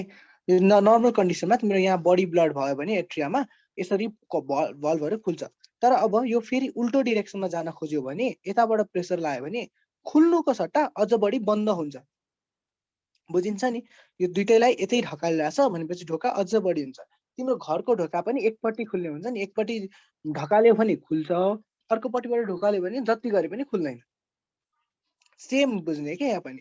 अब यो चाहिँ धेरैवटामा काम लाग्छ है। जस्तै तिमीले इन्सेक्टिभोरस प्लान्टले ट्र्याप गर्ने मेकानिजम के हो भन्यो भने पनि त्यो त्यहाँ पनि त्यही हो, वान वे फ्ल्यापहरू बनाउँछन्, इन्टर गर्न सजिलो, एक्जिट गर्न गाह्रो। यहाँ पनि हामीले के थाहा पाउनु पर्यो, भल्भ्स भनेको चाहिँ वान वे डोर जस्तो हुन्छ। यसको फङ्सन चाहिँ के छ थाहा छ? एउटा त अलाउ गर्यो, ठिक छ, अर्को चाहिँ ब्याक फ्लो हुन दिँदैन कि। जस्तै यो जुन राइट भेन्ट्रिकल छ यो कन्ट्र्याक्ट हुँदाखेरि त ब्लड यताको वालमा पनि जान सक्छ, यताको वालमा पनि जान सक्छ। अब यता गयो भने त यो तल आएको त मतलबै भएन। भनेपछि यो चाहिँ कम्प्लिटली ब्लक हुन्छ, त्यसको कारणले गर्दाखेरि ब्लड चाहिँ यो साइडमा जाने हुन्छ। भल्भको मेन फङ्सन के रहेछ? Prevent Backflow. ब्याकफ्लो है त। यसरी चाहिँ भल्भले ब्याकफ्लो प्रिभेन्ट गर्छ। अब यो हल्का बुझ्यौ, वान वे भल्भ बुझेको छौ भने यो राम्ररी बुझिन्छ। अब हामीले बुझ्नुपर्ने अहिले त्यो भल्भमा टोटल एउटा राइट भल्भ, राइट साइडको राइट अरिकुलर भेन्ट्रिकुलर अथवा राइट एट्रियो भेन्ट्रिकुलर भल्भ, जसलाई हामी भन्दा ट्राइकस्पिड भल्भ पनि भन्छौँ। किन ट्राइकस्पिड भल्भ भन्छौँ? किनकि यसमा 3टा कस्पहरू छ। सोद्धा यति नै हो तिमीलाई सोध्ने, राइटको चाहिँ भल्भलाई के भनिन्छ? Tricuspid valve. यति चाहिँ थाहा हुनु पर्यो। त्यस्तै गरी अर्को यस्तै हुन्छ, लेफ्ट दुईटालाई गार्ड गर्ने, जसलाई हामी भन्छौँ बाइकस्पिड भल्भ, अथवा यसको अर्को नाम चाहिँ मिट्रल भल्भ पनि छ है। लेफ्ट अरिकुलो भेन्ट्रिकुलर भल्भलाई हामीले के पनि भन्न सक्छौँ? बाइकस्पिड भल्भ भन्न सक्छौँ अथवा मिट्रल भल्भ पनि भन्न सक्छौँ है। यसको ट्राइकस्पिडको चाहिँ एउटा मात्र नाम थियो, राइटको ट्राइकस्पिड मात्र हो, लेफ्टको चाहिँ बाइकस्पिड छँदैछ। मिट्रल भल्भ भनेर पनि सोध्न सक्छ है। Mitral valve is found in between भन्यो भने लेफ्ट अरिकल एन्ड लेफ्ट भेन्ट्रिकल्स भनेर भन्न सक्नु पर्यो। ल अब यिनीहरूको नम्बर भन्यो भने त ठ्याक्क राइटमा ट्राइकस्पिड भनेको छ भने 3टा कस्प भयो, लेफ्टमा बाइकस्पिड भनेको छ भने 2टा कस्प मात्र भयो। यो 2टा तिम्रो भल्भ एकदम इम्पोर्टेन्ट थियो। अरू पनि यस्तै खालको भल्भ छ हेर है। अब यो फिगर मैले क्लियर गरेँ हल्का, यहाँ हेर, तिमीले टोटल 4वटा भल्भको बारेमा पढ्नुपर्छ। ट्राइकस्पिड भल्भ पढ्यौ, मिट्रल भल्भ पढ्यौ, अब 2टा चाहिँ पल्मोनरी भल्भ र एओर्टिक भल्भ। यो चाहिँ मेन भल्भहरू हो कि, ठ्याक्क हार्टबाट हेर्दा देखिने खालको भल्भहरू हो मेन। जस्तै एउटा हुन्छ यहाँबाट यहाँ ल्याउने, यो भल्भ पढ्यौ, अर्को हुन्छ यहाँबाट यहाँ ल्याउने पढ्यौ। अब यहाँबाट लङ्समा लाने एउटा पढ्न बाँकी छ, अनि अर्को चाहिँ एओर्टामा लाने, यति पढ्न बाँकी छ क्या तिमीले है त। अब यो अरू 2टालाई चाहिँ हामी भन्छौँ semi lunar valve. Semi lunar valve किनकि यिनीहरूको जुन यो डोर सेप हुन्छ नि त्यो चाहिँ ठ्याक्कै सेमी लुनार स्ट्रक्चर दिन्छ क्या। अब सेमी लुनार भनेको क्रिसेन्ट, अब यो मुन छ भने लुनार भनेको मुन भयो भने हाफ मुन जस्तो ठ्याक्क यस्तो गरेर यस्तो एपियरेन्स दिन्छ होइन। त्यही भएर यसलाई हामी भन्दाखेरि सेमी लुनार भल्भ भन्छ यसको एपियरेन्सको कारणले गर्दाखेरि। अब यो भल्भको बारेमा पढ्दा चाहिँ तिमीले एउटा हामीले यो सेमी लुनार भल्भमा एउटा एओर्टिक सेमी लुनार भल्भ भनेर पढ्नु पर्यो, एओर्टिक सेमी लुनार भल्भ पढ्नु पर्यो, र अर्को पल्मोनरी सेमी लुनार भल्भ। अब यसमा चाहिँ अहिलेको कस्प जस्तोको कुरा गरेँ भने यसमा ठ्याक्क दुईटैमा के हुन्छ? 3टा कस्प खालको स्ट्रक्चर हुन्छ है, जसलाई चाहिँ मैले यहाँ फिगरमा पनि देखाइरहेको छु। हेर यहाँ 3टा तिमीले देखिहालेछ, यहाँ 2टा देखिहालेछ, यहाँ हेर यहाँ पनि ठ्याक्क 3टा बनिएको छ, यहाँ पनि 3टा बनिएको छ, ठिक छ। ल अब यो भल्भहरू यति 4वटा चाहिँ तिम्रो मेन एकदम इम्पोर्टेन्ट ठ्याक्क सबै देखिनेहरूको भएन। अब यस्तै गरी अरू 2टा भल्भको बारेमा नि हामीले पढ्नुपर्छ। अब त्यसको चाहिँ म नाम लेखिदिन्छु है, कतिले एन्सर भन्न सक्छौ, राम्रो भन्न सक्यो भने, सकेन भने पनि यो चाहिँ याद गर्ने ल। एउटा हुन्छ स्ट्याचियन भल्भ, अर्को हुन्छ थेबेसियन भल्भ। ल ट्राई गरेर त यसको नाम अथवा यसको फङ्सन के होला?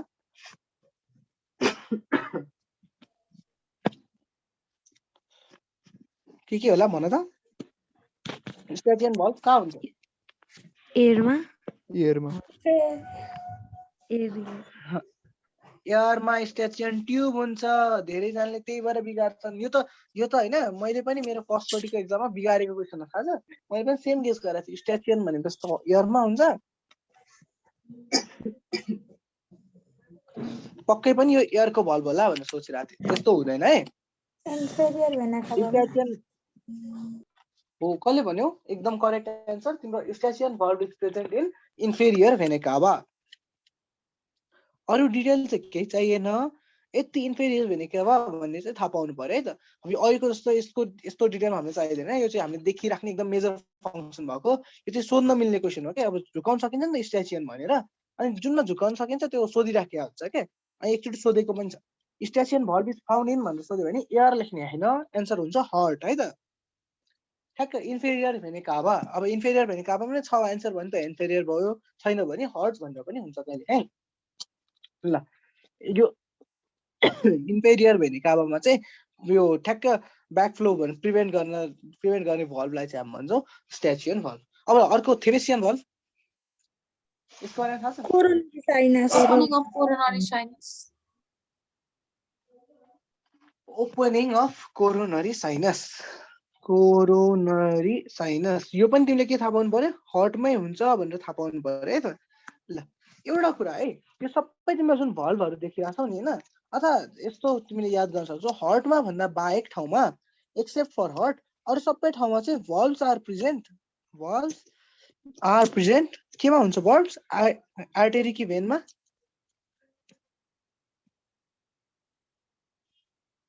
भल्भ्स आर्टेरीमा प्रेजेन्ट हुन्छ कि भेन्समा?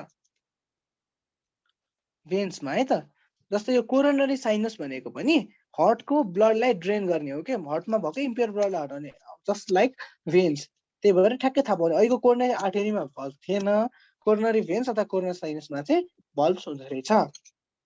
ल यो दुईटा नाम चाहिँ एकदम इम्पोर्टेन्ट छ है, नाम मात्र थाहा भए पुग्छ तिमीहरूलाई यसको है, दुईटै एकदम इम्पोर्टेन्ट हो। अब मैले यो कोरोनरी साइनस भन्यो भने त अब कहाँदेखि कहाँ कनेक्ट गर्छ त भन्न सक्छौ नि त। यो कोरोनरी साइनस त राइट एट्रियममा कनेक्ट गर्छु भनेपछि यो थेवेसियन भल्भले चाहिँ राइट एट्रियममा जान नदिने अथवा राइट एट्रियमबाट ब्लक हुने के अरे राइट एट्रियमबाट ब्लड चाहिँ ब्याकफ्लो हुन नदिने भन्ने बुझाउँछ। ठिक छ? ल यो भल्भको बेसिक कुरा भयो। अब हामीले के पढ्यौँ त? भल्भ्सहरूको फङ्सनिङ पढ्यौँ, किन भल्भ्सहरू चाहियो भनेर पढ्यौँ, स्ट्रक्चरहरू पढ्यौँ एउटा, त्यसपछि यो बेसिक स्ट्रक्चरहरू पढ्यौँ है त। अब चाहिँ हल्का हामी नर्भ फिटल सर्कुलेसन छ। ल फिटल सर्कुलेसन चाहिँ हल्का तिमीलाई मैले बुझाउनु पर्ने हुन्छ है। अहिलेसम्मको म पहिला रिकल गरिदिन्छु एकचोटि। के छ? जेनरली राइट एट्रियममा गएको छ, त्यो राइट एट्रियमबाट राइट भेन्ट्रिकलमा गएको छ, त्यसपछि लङ्समा गएको छ, लङ्सबाट फर्केर आएको छ। के छ? राइट यो केमा आएको छ लङ्सबाट फर्केर? Left atrium. लेफ्ट आयोट आर्टेरीमा आएको छ, त्यो लेफ्ट आर्टेरीबाट लेफ्ट भेन्ट्रिकलमा आएको छ, अनि होल बडीमा एउटाको थ्रुबाट गएको छ। यहाँसम्म हामीलाई केही कन्फ्युजन आएन। ल अब बच्चामा चाहिँ के फरक हुन्छ होला? बच्चामा के फरक हुन्छ होला भन त? बच्चामा यो हाम्रो सबै सर्कुलेसनको कुन पार्ट चाहिँ इम्पोर्टेन्ट छैन अथवा के चाहिँ फरक हुन्छ थाहा छ तिमीहरूलाई?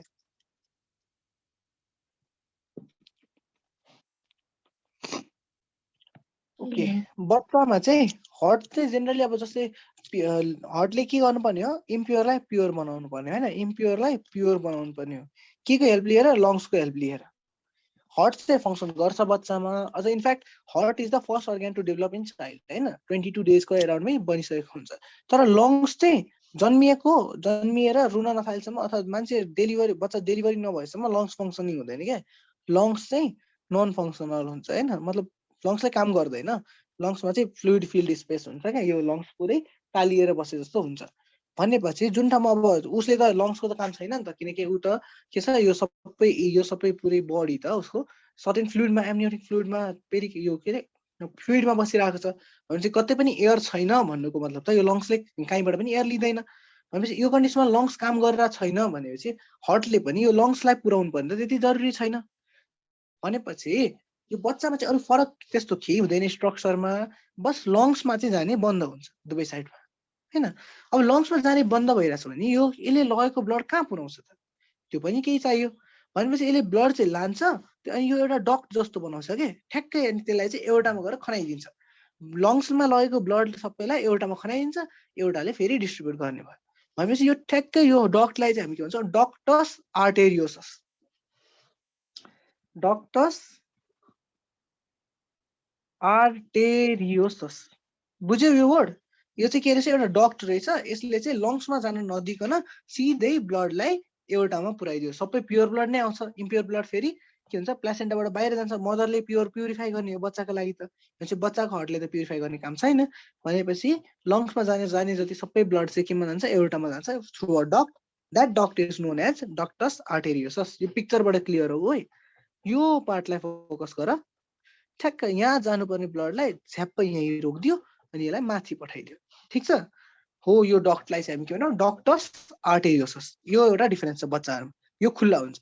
अब ठुलो हुँदै जाँदाखेरि यो पार्ट चाहिँ बन्द हुन्छ, अनि एडल्टमा चाहिँ हामीले यो पार्टलाई हामी के भन्छौँ होला? लिगामेन्टम आर्टेरियोसस है, लिगामेन्टम आर्टेरियोसस। ल अब एउटा यो भइहाल्यो एकदम इम्पोर्टेन्ट। अर्को कुरा त्यस्तै के हुन्छ, अब हामीले भनिरहेको छौँ प्योर इम्प्योर छैन भनेर ब्लड होइन, सबै ब्लड प्योरै आउँछ, इम्प्योर ब्लडहरू मदरले नै सर्कुलेट गरिदिन्छ भनेछ। भनेपछि यो लेफ्ट राइट छुट्याउनु पर्ने के जरुरी छ त? अघि पो हामीले लेफ्ट चाहिँ प्योर राइट चाहिँ इम्प्योर भनेर छुट्याउनु परेको छ सेप्टेम्बर याद। भनेपछि बच्चाहरूमा चाहिँ यो छुट्टिनु पर्दैन कि इजी सर्कुलेसन पनि हुन्छ एकदम सजिलैसँग। यो राइट पार्ट र यो लेफ्ट पार्टको बिचमा एउटा सानो ट्युब अथवा यो ओपनिङ हुन्छ के, यो ओपनिङलाई चाहिँ हामी भन्छौँ, अब यहाँ अहिले देख्दा चाहिँ ट्युब जस्तो देखियो पनि यो ठ्याक्कै यसरी ओपनिङ मात्र भएको हुन्छ है। यो ओपनिङलाई चाहिँ हामी के भन्छौँ? फोरामेन ओभेलिस भनेर भन्छौँ कि। ठ्याक्क पर्खै कहाँ छ? ओ यहाँ छ नि, फोरामेन ओभेली भनेर। यहाँ देखिन चाहिँ राम्ररी देखिन होला, तर दुईटालाई कनेक्ट गर्ने यहाँ ठ्याक्क एउटा ओपनिङ बनेको हुन्छ, त्यसलाई चाहिँ हामी के भन्छौँ? फोरामेन ओभेली। दुईटा दोस्रो इम्पोर्टेन्ट याद गर्नुपर्छ चाहिँ फोरामेन ओभेली है, फोरामेन ओभेली भनिन्छ। यसले चाहिँ के गर्छ? दुईटा एट्रियालाई दुईटा कसरी हुन्छ? यसरी हुन्छ नि, दुईटा एट्रियालाई कनेक्ट गर्छ, लाई कनेक्ट गर्ने भयो है, बुझ्यौ? फोरामेन ओभेली भन्ने हुन्छ बच्चामा। किनकि इम्प्योर प्योर त छुट्या छैन भनेपछि लेफ्ट राइट छुट्टिनु आवश्यक छैन है त। एउटा चाहिँ लङ्स बजाउन बन्द गर्ने भयो, त्यसलाई डक्टर्स आर्टेरियसले म्यानेज गर्छ। अर्को चाहिँ इम्प्योर प्योर नछुट्टिएपछि यतिकै ब्रिज जस्तो बनाइन्छ, जसलाई चाहिँ फोरामेन ओभेली भन्यो। अब यो फोरामेन ओभेली चाहिँ ठुलो भएपछि यसले काम गर्यो भने त फेरि समस्या भयो नि त। इम्प्योर ब्लड पनि सिधै लेफ्ट साइडमा गयो भने चाहिँ हामी त्यसलाई के भन्छौँ? मिस्टेक भयो भनेर भन्छौँ हार्टको। त्यसलाई चाहिँ एडल्टमा हुँदाखेरि बन्द हुन्छ फोरामेन ओभेली। अब यो बन्द भएपछि यसलाई डिप्रेसन जस्तो, यो अघि पाइल थियो, अब चाहिँ यो पाइल बिस्तारै टाल्यो भने खाल्टो बरे जस्तो भएर बस्छ क्या। खाल्टो जसरी तिम्रो घाउ छ भने घाउ बन्द भएपछि खाटा बस्छ, हल्का गहिरो खालको, सेम यो जुन यो पाइल थियो त्यो टालिएपछि हल्का खालको खाल्टो जस्तो भन्छ, त्यो पार्टलाई चाहिँ हामी भन्छौँ फोसा ओभेली है त। फोसा ओभेलिस है त। फोरामेन ओभेलिस थियो, दुईटा एट्रियालाई कनेक्ट गर्ने बच्चामा, किनकि प्योर इम्प्योर छुट्या थिएन, केही समस्या पर्दैन थियो। अब त्यही पार्ट चाहिँ ठुलो हुँदाखेरि फोसा ओभेलिस भनेर हामीले भनिरहेको हुन्छौँ। ल यतिसम्म क्लियर भयो? फिटल सर्कुलेसनमा जान्नै पर्ने यति part clear? Yes, sir. Clear. ल let's take 5 to 7 minutes break है। म पनि एकचोटि यो तातो पानी यता खाएर आउँछु। सकिने रहेछ भने कन्टिन्यू गरौँ, सकिएन भने आजलाई एन्ड गर्नुपर्छ ल। हस्। ल आज क्लास एन्ड भयो भनेर पढ्नु सुन्ने होइन, ठिकै छ। 5 minutes को ब्रेक गरौँ है, अनि त्यसपछि आउँछु म।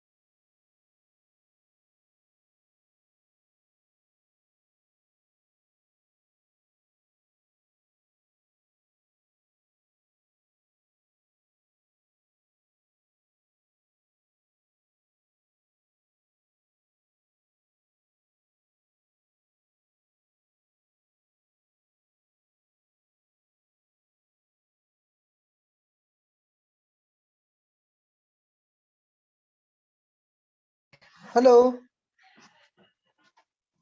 यस सर। ल एकछिन कन्टिन्यू गरौँ अब मेन टपिक सकाइदिउँ सकिन्छ होला ल कतिजना छौ ओके 18 जान्छौ कहिले लिभ गर्नु आज हुन्छ थोरैजना एकदम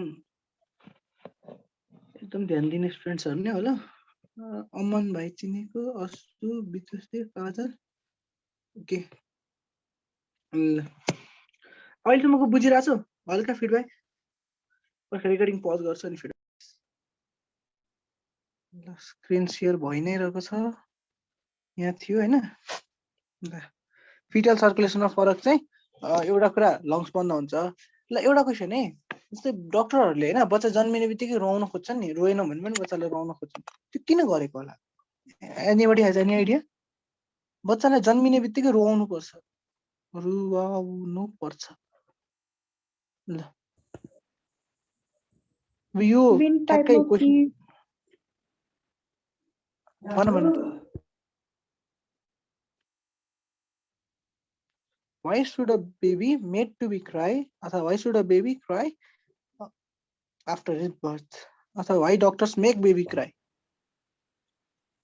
wind pipe में की फसेको हुन्छ त्यो निकाल्नलाई नै कि मतलब Okay. के फसेको छ या फिर छ भनेर त्यस्तो भन्नुभन्दा पनि जस्तै हामीले अघि के भनेको छ यो लङ्स नन फङ्सनल हुन्छ हैन यो लङ्स भित्र चाहिँ पुरै फ्लुइडहरू हुन्छ के अब हो यो फ्लुइडहरूलाई क्लियर आउट गर्नलाई अथवा फर्स्ट चोटि चाहिँ एयरलाई इनहेल गराउनलाई चाहिँ एउटा लामो आवाज चाहिरहेको हुन्छ कि हो त्यो डिप आवाजको लागि चाहिँ रुवाउन जरुरी हुन्छ रुवाउँदाखेरि चाहिँ ठ्याक्क हाम्रो लङ्सहरू बच्चाहरूको लङ्स खुल्ने गर्छ र के पनि हुनसक्छ कहिलेकाहीँ बच्चा रोएन धेरै समय भने धेरै समय पनि मतलब के 10-15 मिनट 20 मिनटसम्म पनि रोएन भने बच्चाको शरीर निलो पनि हुन थालिसक्छ के त्यत्रो अक्सिजन डेफिसियन्सीको कारणले गर्दाखेरि शरीर निलो पनि हुन सक्छ अम्बिलिकल कर्ड काटिसकेर क्ल्याम्प गरिसकेपछि कन्डिसनमा है त्यही भएर सकेसम्म डाक्टरले चाहिँ चाँडोभन्दा चाँडो बच्चालाई रुवाउन खोज्छ ल च्याटमा एउटा भाइले मलाई दाइ ब्लू बेबी सिन्ड्रोम भन्ने के हो भनेर सोधेको थियो है ल त्यसको चाहिँ म यहाँ बुझाइदिन्छु हल्का त यहाँ भनिहाले निलो हुन थाल्छ तर त्योभन्दा राम्रो चाहिँ जस्तै अघिको यो हाम्रो एउटा पाल थियो नि एउटा इन्टर अरिकुलर यो एउटा के थियो हाम्रो फोरामेन ओभ्याली थियो हैन हो यो फोरामेन ओभ्याली इनकेस बन्द भएन भने इफ इन केस फोरामेन ओभ्याली बन्द भएन भने के हुन्छ होला इम्प्योर ब्लड पनि सर्कुलेट हुन थाल्छ मतलब इम्प्योर डिअक्सिजनेटेड ब्लड पनि अब के हुन्छ लेफ्ट एट्रियममा आउँछ अनि प्योर सँगै सर्कुलेट हुन थाल्छ यस्तो कन्डिसनमा चाहिँ के थियो अब प्योर ब्लडमा पो अक्सिजन धेरै थियो त्यसको कारणले गर्दाखेरि रातो देखिन्थ्यो हैन अब इम्प्योर ब्लड छ भने त अक्सिजन कमी हुन्छ अब यस्तो अक्सिजन कमी भइरहेको छ भने त्यस्तो ब्लडहरु चाहिँ जेनरली ब्लुइश एपियरेन्स हुन्छ है अब यो ब्लुइश एपियरेन्स छ अनि हो यो होल शरीरमा चाहिँ यस्तो ब्लुइश एपियरेन्स भएपछि हामी त्यो कन्डिसनमा चाहिँ साइनोसिस अथवा ब्लू बेबी सिन्ड्रोम भनेर भन्छौँ है त्यसले के सिग्निफाई गर्छ शरीरमा इम्प्योर ब्लड सर्कुलेट भइरहेछ this may be one of two reasons एउटा भनेको सेप्टल डिफेक्टले गर्दाखेरि हैन एउटा चाहिँ अब तिम्रो यो लङ्सले नै राम्ररी फङ्सन गर्न सकिरहेको छैन भने त्यो दुईटा कन्डिसनमा चाहिँ के हुन्छ ब्लू बेबी सिन्ड्रोम देखिन्छ ल बुझ्यौ अमन भाइले सोधे जस्तो लाग्छ है मलाई ल फिटल सर्कुलेसनको बेसिक तिमीले जान्न पर्ने कुरा सोध्ने कुरा चाहिँ यति नै हो अब हल्का अरू पनि फरक हुन्छ जुन मैले यहाँ त्यति धेरै नोटिस गरेको छैन जस्तै हामी यहाँ देख्दाखेरि तीनटा ब्रान्च देखिरहेछ नि एउटैमा पर्ख तिमीलाई हाम्रो हट देखाइदियो हाम्रो हटमा यसरी सेपरेट तीनटा ब्रान्च हुन्छ के है बच्चाहरुकोमा चाहिँ त्यो त्यही तीनटा ब्रान्च चाहिँ यो दुईटा ब्रान्च र यो एउटा मेन र अर्को मेन जस्तै यसो दुईटा मात्र देखिन्छ तर यो पछि दुईटामा डिभाइड भइहाल्छ यो त्यति ठुलो छैन त्यही भएर यो त्यति धेरै हाई यिल्ड पोइन्ट छैन त्यही भएर मैले एक्सप्लेन गरेको छैन तर जस्ट बुझिहाल्छौ तिमीले बच्चाहरुमा चाहिँ यो यस्तो खालको स्ट्रक्चर हुन्छ नि दुईटै बाउन्ड भयो जस्तो जस्तै हाम्रो बडीमा हुँदा चाहिँ यो एउटा हुन्छ राइट क्यारोटिड आर्टेरी अनि अर्को चाहिँ हुन्छ सबक्लेभियन आर्टेरी हैन कति मुभ भइरहेछ फिगर ल जस्तै हाम्रोमा हुँदा चाहिँ यो राइट क्यारोटिड आर्टेरी र यो सबक्लेभियन आर्टेरी छुट्टा छुट्टै बसेको हुन्छ अब उनीहरुकोमा चाहिँ ठ्याक्कै यो दुईटै मिक्स भएर यसलाई हामी ब्राकियोसेफालिक आर्टेरी भन्छौं अब यो नाम इन्भल्भ भएको हो भने तिमीलाई त्यति डिटेल चाहिदैन थाहा पाउनै पर्ने तिमीले दुईटा कुरा चाहिँ डक्टर्स आर्टेरियोसस एउटा मेन र अर्को फोरामेन ओभ्याली यति दुईटा चाहिँ थाहा पाउनै पर्यो है त ल अब बच्चाको सर्कुलेसनको बारेमा पढिसकेपछि हाम्रो बेसिक सर्कुलेसन पढिसकेपछि हामीले अब पढ्नेवाला छौं कन्डक्सन ओके, कन्डक्सन भनेको चाहिँ के हो? कन्डक्सन अफ इम्पल्स भनेको हल्का बुझ है। कन्डक्सन अफ इम्पल्स भनेको चाहिँ अब जस्तै हार्ट त एकैचोटि साइमल्टेनियसली बिट गर्नु पर्यो होइन, भनेपछि हार्टमा आफै फर्स्टमा हामीले मायोजेनिक हार्ट भनिरहेछौँ, यो टर्मबाट क्लियर हुनु पर्यो। मायोजेनिक भन्ने बित्तिकै हामीले के बुझ्न सक्नुपर्छ? आफ्नो इम्पल्स आफै जेनेरेट गर्छ होइन, इम्पल्स आफै जेनेरेट गर्नु पर्यो भनेपछि यसमा त्यस्तो केही स्ट्रक्चर्सहरू प्रेजेन्ट हुनु पर्यो that is capable of creating its own impulse, अथवा पुरै कन्ट्राक्सन गर्न नसक्ने वेभ अफ डिपोलराइजेसन चाहिँ आफै क्रिएट गर्न सक्नु पर्यो। पहिला जेनेरेट गर्नु पर्यो, त्यसपछि कन्डक्ट पनि गर्नु पर्यो, दुइटै पछि चाहिन्छ। अनि यो होललाई चाहिँ हामी के भन्छौँ? Impulse conduction pathway of heart भनेर भन्छौँ। यसको फर्स्ट पोइन्ट भनेको चाहिँ साइनो एट्रियल नोड, जसलाई हामी सर्ट फर्ममा एसए नोड भनेर पनि याद गर्छौँ। साइनो एट्रियल नोड अथवा एसए नोड। यसले चाहिँ के गर्छ भन्दाखेरि पेस बनाउने काम गर्छ के। पेस भनेको इम्पल्स जेनेरेट गर्ने काम गर्छ तिम्रो। एसए नोडको फङ्सन के हो? क्रिएट द वेभ होइन, अथवा क्रिएट इम्पल्स। अब यसलाई हामी सर्टमा भन्दाखेरि पेस मेकर भनेर भन्छौँ। त्यही भएर पेस मेकर भन्नुको मतलब के? एउटा रिदम हुन्छ, एउटा सर्टेन प्याटर्न हुन्छ हार्टबिट गर्ने। त्यो हार्टबिट गर्ने प्याटर्नलाई चाहिँ कन्टिन्युस मेन्टेन गर्ने अथवा कन्टिन्युसली क्रिएट गर्ने काम चाहिँ केले गर्यो? साइनो एट्रियल नोड अथवा पेस मेकरले। यो पोइन्ट अब यो तिमी फिगरमै भयो भने ठ्याक्कै याद पनि गर्न सक्छौ। मलाई पनि एक्जाम टाइममा यो फिगर याद आएको थियो, सोधेको थियो साइनो atrial node is present in भनेर सोधेको थियो। अनि हामीले भन्नुपर्ने थियो सुपेरियर पार्ट अफ, सुपेरियर भनेको माथि, पार्ट अफ राइट एट्रियम, यति भन्न सक्नुपर्ने थियो क्या। राइट एट्रियम मात्र होइन, इन्फेरियरको सुपेरियर भन्ने सोधेको थियो, त्यो पनि भन्न सक्नुपर्छ। Superior part of right atrium भन्नुपर्ने थियो। अनि भइहाल्यो है त। एसए नोड चाहिँ यहाँ प्रेजेन्ट हुन्छ। अब के हुन्छ हल्का डिटेलमा हेर है। एसए नोडले के भन्छ? इम्पल्स जेनेरेट गर्छ होइन। इम्पल्स जेनेरेट गरेपछि यसले चाहिँ आफूले जेनेरेट गरेको इम्पल्स जताततै छरिदिन्छ, यसरी जताततै छरिदिन्छ होइन। अनि योसँग यो जहाँ इम्पल्सहरू मुभ गरेछ त्यो पार्ट पनि सँगै कन्ट्र्याक्ट गर्ने भयो। यसरी एसए नोडबाट आएको इम्पल्सले गर्दा होल अरिकुलर पार्ट कन्ट्र्याक्ट गर्ने भयो है त। त्यसको कारणले गर्दा के हुन्छ? अरिकुलर कन्ट्र्याक्सन सुरुमा हुने भयो, यसरी कन्ट्र्याक्ट गर्यो। अब त्यसपछि यो सबैको यो यतापट्टि गएको एउटा कमन भेक्टर लियो भने, यो सबैले एउटै कमन डिरेक्सन पोइन्ट गर्यो भने नि सबै चाहिँ आएर यो अर्को पोइन्टमा गएर मिट भयो जस्तो देखिन्छ। यो यहाँ पुगेको पनि हल्का फर्केर आएर, फर्किन सक्यो फर्केर आएर यो सबै कन्भर्ज भएको एउटा पोइन्टमा देखिन्छ। यो पोइन्टलाई चाहिँ हामी भन्छौँ सेकेन्ड पार्ट होइन। यो त्यसको नाम चाहिँ हुन्छ एभी नोड। सजिलो छ नाम, एट्रियोभेन्ट्रिकुलर नोड है, एभी नोड। अब यो किन एट्रियोभेन्ट्रिकुलर भनेको भन्यो भने एट्रिया र भेन्ट्रिकलको लाइनिङमा भएको कारणले गर्दाखेरि एट्रियोभेन्ट्रिकुलर नोड भनेर भनिन्छ है त्यसलाई। फर्स्टमा एसए नोड, एसए नोडले के गर्यो? इम्पल्स जेनेरेट गर्यो। त्यो भएर हामी यसलाई भन्दाखेरि के पनि भन्छौँ? पेस मेकर अफ हार्ट पनि भन्छौँ। यसको पोजिसन भन्यो भने superior part of right atrium, अथवा यसको अझै पोजिसन भन्दाखेरि यो सुपेरियर भनेको अब ओपन हुने साइडको हल्का माथिपट्टि हुन्छ कि, यति डिटेलमा नजाए पनि सुपेरियर पार्टमा चाहिँ हुन्छ भन्ने चाहिँ थाहा पाउनु पर्यो है त। ल त्यही भएर के हुन्छ? एसए नोडबाट सबै ठाउँमा पुग्छ। यो राइटमा मात्र होइन, यो लेफ्ट पार्टसम्म पनि छुन्छ, लेफ्ट पार्टलाई पनि सँगै कन्ट्र्याक्ट गराउँछ है। अनि के हुन्छ? त्यो सबै फर्किएर फेरि एभी नोडमा आइपुग्छ। अब यो हेर, एपी नोडको र एसए नोडको फरक चाहिँ के छ भन्दाखेरि यो एभी नोडले चाहिँ हल्का स्लो कन्डक्ट गर्छ, स्लो कन्डक्ट गर्छ। अब यसको फाइदा पनि छ, फाइदा नै छ भनौँ। यसको मेन फङ्सन चाहिँ के हुन्छ? जस्तो स्लो कन्डक्ट गर्यो भने फर्स्टमा एट्रियम कन्ट्र्याक्ट गर्न पाउने भयो, अनि केही समयपछि बल्ल भेन्ट्रिकल्सहरू कन्ट्र्याक्ट गर्ने भयो। एसए नोड कन्ट्र्याक्ट गर्यो सबै ठाउँ पुरा, अनि फाइनली एभी नोडमा आइपुग्यो, सबै फर्केर एभी नोडमा आइपुग्यो। अब यो एभी नोडले चाहिँ हल्का स्लो कन्डक्ट गर्छ। त्यो भयो भने के हुन्छ? सर्टेन टाइम चाहिँ अरिकल्स मात्र कन्ट्र्याक्ट हुनु, यति पार्ट मात्र कन्ट्र्याक्ट भएर सबै यो ब्लड तल जान पाउने भयो। अब त्यसपछि हामीले कुरा गर्नुपर्छ भेन्ट्रिकल्सको है। अब हेर, एभी नोडमा पुग्यो इम्पल्स, एसए नोडमा क्रिएट भयो, एभी नोडमा पुग्यो। अब कहिलेकाहीँ एसए नोडले धेरै इम्पल्सहरू पनि क्रिएट गरिरहेको हुन्छ, त्यो कन्डिसनमा चाहिँ एभी नोडले रेगुलेट गर्ने पनि काम गर्छ क्या। जस्तो धेरै इम्पल्स आएको छ भने पनि यसले चाहिँ कन्ट्रोल गरेर एउटा फिक्स्ड एमाउन्टमा मात्रै इम्पल्सहरू सेन्ड गर्ने काम गर्छ। त्यही भएर यसलाई चाहिँ हामी कहिलेकाहीँ भन्दाखेरि पेस सेटर पनि भन्छौँ। पेस सेटर भनेको एउटा कन्स्टेन्ट रिदम मेन्टेन गरिदिने पार्ट भएको कारणले गर्दाखेरि यसलाई हामी पेस सेटर पनि भन्छौँ, अथवा कहिलेकाहीँ हामी यसलाई रिजर्भ पेस मेकर पनि भन्ने काम गर्छौँ है। रिजर्भ पेस मेकर, अब यो दुइटाको आफ्नो आफ्नो मिनिङ छ। जस्तै पेस बढी भयो अनि त्यो कन्डिसनमा घटाइदियो भने पेस हेडर भने जस्तो भयो, पेस कम भयो अनि त्यो कन्डिसन अब रिजर्भमा भएको पेसहरू दियो अथवा इम्पल्स दिएर पेस नर्मल बनायो भने रिजर्भ पेसमेकर अथवा दुईटै नाम यसको लागि एप्लिकेबल छ है त।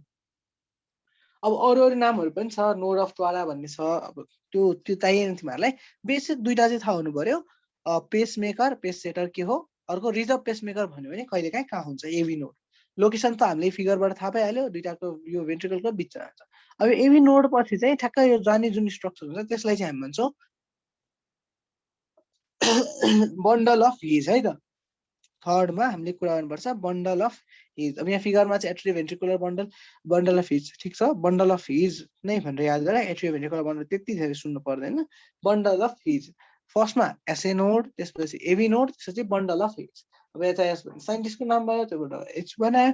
त्यसपछि बन्डल अफ यो हिजको चाहिँ काम के छ, यो चाहिँ कहाँबाट आउँछ, एभी नोडबाट आउँछ अनि यसले दुईटा ब्रान्च दिन्छ। अब यो दुईटा ब्रान्चले चाहिँ दुईटा साइडमा गएर तिम्रो इम्पल्सहरू पठाउनु पर्ने हुन्छ हो। यस्तो ब्रान्चलाई चाहिँ हामी के भन्छौँ, बन्डल ब्रान्च। अब यो सबै एउटै स्ट्रक्चरको पार्ट जस्तो भए एभी नोडबाट बिस्तारै इम्पल्सहरू मुभ गर्यो बन्डल अफ हिजमा अनि त्यसपछि बन्डल ब्रान्चमा। ल ओके, बन्डल अफ हिज भयो है। यो ठ्याक्क नामहरू एउटा प्याटर्नमा कहिलेकाहीँ प्याटर्नमा पनि छ, त्यसमा के थाहा पर्यो, SA node, AV node, bundle of His, bundle branch अनि finally Purkinje fibres. Bundle branch अनि पर्किन्जे फाइबर्स। पर्किन्जे फाइबर्स। ल एउटा क्वेसन ल, यहाँ मैले पर्किन्जे फाइबर्स भनिरहेको छु होइन, तिमीलाई कहिलेकाहीँ सोधिन्छ पर्किन्जे सेल्स आर फाउन्ड इन, कहाँ पाइन्छ पर्किन्जे सेल्स? अघि स्ट्याचियन ट्युब र ब्रेनको cerebral cortex एकदम राम्रो। ल सबैजना थाहा रहेछ, एकदम राम्रो। अघि स्ट्याचियन ट्युब र स्ट्याचियन भल्भ भने जस्तै पर्किन्जे फाइबर्स र पर्किन्जे सेल्समा झुक्किने होइन। Purkinje cells are found in brain, cerebral cortex mainly होइन, यसमा चाहिँ झुक्किन भएन। ल थाहा रहेछ भनेपछि हामीले डिस्कस गर्नु परेन। बन्डल अफ हिजमा भन्दाखेरि अब हेर, यो पार्टमा चाहिँ हामीले पढ्नुपर्ने दुईटा हुन्छ, एउटा हुन्छ कन्डक्सन भेलोसिटी है, अनि अर्को चाहिँ इम्पल्स जेनेरेसन भन्ने हुन्छ। कन्डक्सन भेलोसिटी र इम्पल्स जेनेरेसन। अब सबभन्दा सजिलो याद गर्ने चाहिँ जसले चाँडो इम्पल्स जेनेरेट गर्छ नि, जसको इम्पल्स हाई जेनेरेट गर्छ त्यसको चाहिँ कन्डक्सन भेलोसिटी लो हुन्छ भनेर याद गर्ने के। जसले चाहिँ इम्पल्स जेनेरेट गरेछ त्यसको चाहिँ कन्डक्सन भेलोसिटी लो हुन्छ। अब त्यो भन्ने चाहिँ सबै सजिलो हुन जान्छ। एसए नोडले के गर्छ, सबभन्दा धेरै इम्पल्स जेनेरेट गर्छ भनेपछि highest impulse generation is seen in SA node, lowest conduction velocity is seen in SA node. त्यस्तै गरी त्यसपछि एभी नोड अनि फाइनली के हुन्छ, पर्किन्जे सेल्सहरूले चाहिँ के, पर्किन्जे फाइबर्सहरूले चाहिँ के गर्छ, इम्पल्स सबभन्दा कम जेनेरेट गर्छ नि त, यहाँबाट आएको पनि एकदम कम भएर आइपुगेको हुन्छ। भनेपछि पर्किन्जे फाइबर्सहरूमा चाहिँ लिस्ट इम्पल्स जेनेरेसन अनि maximum conduction velocity. Impulse generation भनेको कति इम्पल्स क्रिएट गर्न सक्छ भयो, कन्डक्सन भेलोसिटी भनेको चाहिँ त्यो इम्पल्सलाई कति चाँडो पुर्याउन सक्छ भन्ने भयो। एसए नोडको चाहिँ maximum impulse generation minimum conduction, Purkinje फाइबर्सको चाहिँ मिनिमम जेनेरेसन म्याक्सिमम कन्डक्सन हुन्छ। यहाँसम्म ठिक छ? ल अब हेर, यहाँ चाहिँ हल्का फरक, जस्तै एसए नोड, एभी नोड, जस्तै bundle of His, bundle branch अनि पर्किन्जे फाइबर्सको कुरा अरे। अब यहाँसम्म चाहिँ होइन पुरै नेचुरल रिदम मेन्टेन गर्न खोज्छ कि ठ्याक्कै यो पनि एउटा आफ्नै पेस हुन्छ जसलाई हामी भन्छौँ साइनस रिदम है। यो टर्म आयो भने पनि केही नझुक्किने, त्यस्तो केही छैन। साइनस रिदम भनेको चाहिँ एसए नोडले आफ्नै हिसाबले एउटा फिक्स कन्ट्राक्सन मेन्टेन गर्न खोज्यो, त्यसलाई हामी भन्छौँ साइनस रिदम है। Rhythmic impulse produce by SA node are known as sinus rhythm. अब त्यस्तै गरी एभी नोडमा पनि एउटा रिदमै मेन्टेन भइरहेको हुन्छ के। साइनस एसए नोड र एभी नोडमा चाहिँ रिदम मेन्टेन भइरहेको हुन्छ, आरएचवाई टिएच रिदम होइन, रिदम मेन्टेन भएको हुन्छ। अनि यो रिदम मेन्टेन भएको हुनाले साइनो एट्रिकुलर नोड र अर्टिकुलर भेन्ट्रिकुलर नोड अथवा एसए नोड र एभी नोडमा चाहिँ रिदमिक कन्ट्राक्सन हुन्छ भनेर भन्छौँ हामी। एसए नोड र एभी नोडमा चाहिँ रिदमिक हुन्छ कन्ट्राक्सन। अब योभन्दा तल गएपछि bundle of His, bundle branch, त्यसपछि पर्किन्जे सेल्सहरूमा चाहिँ नन रिदमिक हुने गर्छ है कन्ट्राक्सन। यति पार्ट भन्दा माथि चाहिँ रिदमिक, योभन्दा तल चाहिँ नन रिदमिक। नन रिदमिक भनेको एउटा फिक्स प्याटर्न फलो नगर्ने, कहिले छिटो हुन्छ कहिले ढिलो हुन्छ, त्यो स्पिडले गर्दाखेरि अरू के फ्याक्टरहरूले गर्दाखेरि हुन सक्छ है त। ल ट्रान्समिसनमा सायद कसलाई केही समस्या छैन होला, यति हो हामीले पढ्नुपर्ने। एसए नोडबाट सुरु गर्ने, एसए नोडलाई पेसमेकर भन्छ, एसए नोडको लोकेसन, त्यसपछि एसए नोडको आफ्नो रिदमलाई साइनस रिदम, त्यसपछि एभी नोडको रिलेटिभली स्लो कन्डक्सन हुन्छ। यो स्लो कन्डक्सनको कारणले गर्दाखेरि हल्का भयो नि एट्रियमहरू कन्ट्र्याक्ट गर्न पाउँछ। त्यसपछि यसलाई हामी भन्दाखेरि पेसेटर भन्छौँ, रिजर्भ पेसमेकर भन्छौँ। त्यो भयो। अनि त्यसपछि बन्डल ब्रान्चको कुरा गर्नु पर्यो, के बन्डल अफ हिजको कुरा गर्नु पर्यो, बन्डल ब्रान्चको कुरा गर्नु पर्यो, पर्किन्स फाइबर। तिम्रो इन्ट्रान्समा चाहिँ कस्तो छ भन्दा थोरै सोध्छ है। अब एमबिबिएस आएपछि डिटेलमा पढ्नुपर्छ सेकेन्ड इयरमा। इन्ट्रान्समा चाहिँ तिम्रो यो थोरै कुरा सोध्छ। अझ सोधिहाल्यो भने bundle of his is found in भनेर सोधेको छ एमबीमा। त्यो सकिन्छ नि त नाम थाहा हुने बित्तिकै। तैपनि यति डिटेल हामीलाई थाहा भइसक्यो। ल यहाँसम्म के कन्फ्युजन छ?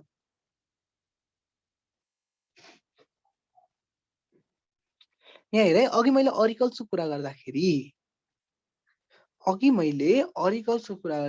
भेन्ट्रिकल्स चाहिँ त्यहाँ फिगरमा त्यति राम्रो नभएर एक्सप्लेन गरेर रहेनछु। हामी कहाँ थियौँ? यो इन्टरनल पार्टको फिगरमा चाहिँ हामी ठ्याक्कै यो अरिकल्स चाहिँ डिटेलमा कुरा गरेर अनि भेन्ट्रिकल्स चाहिँ डाइरेक्ट भनेको थियो होइन।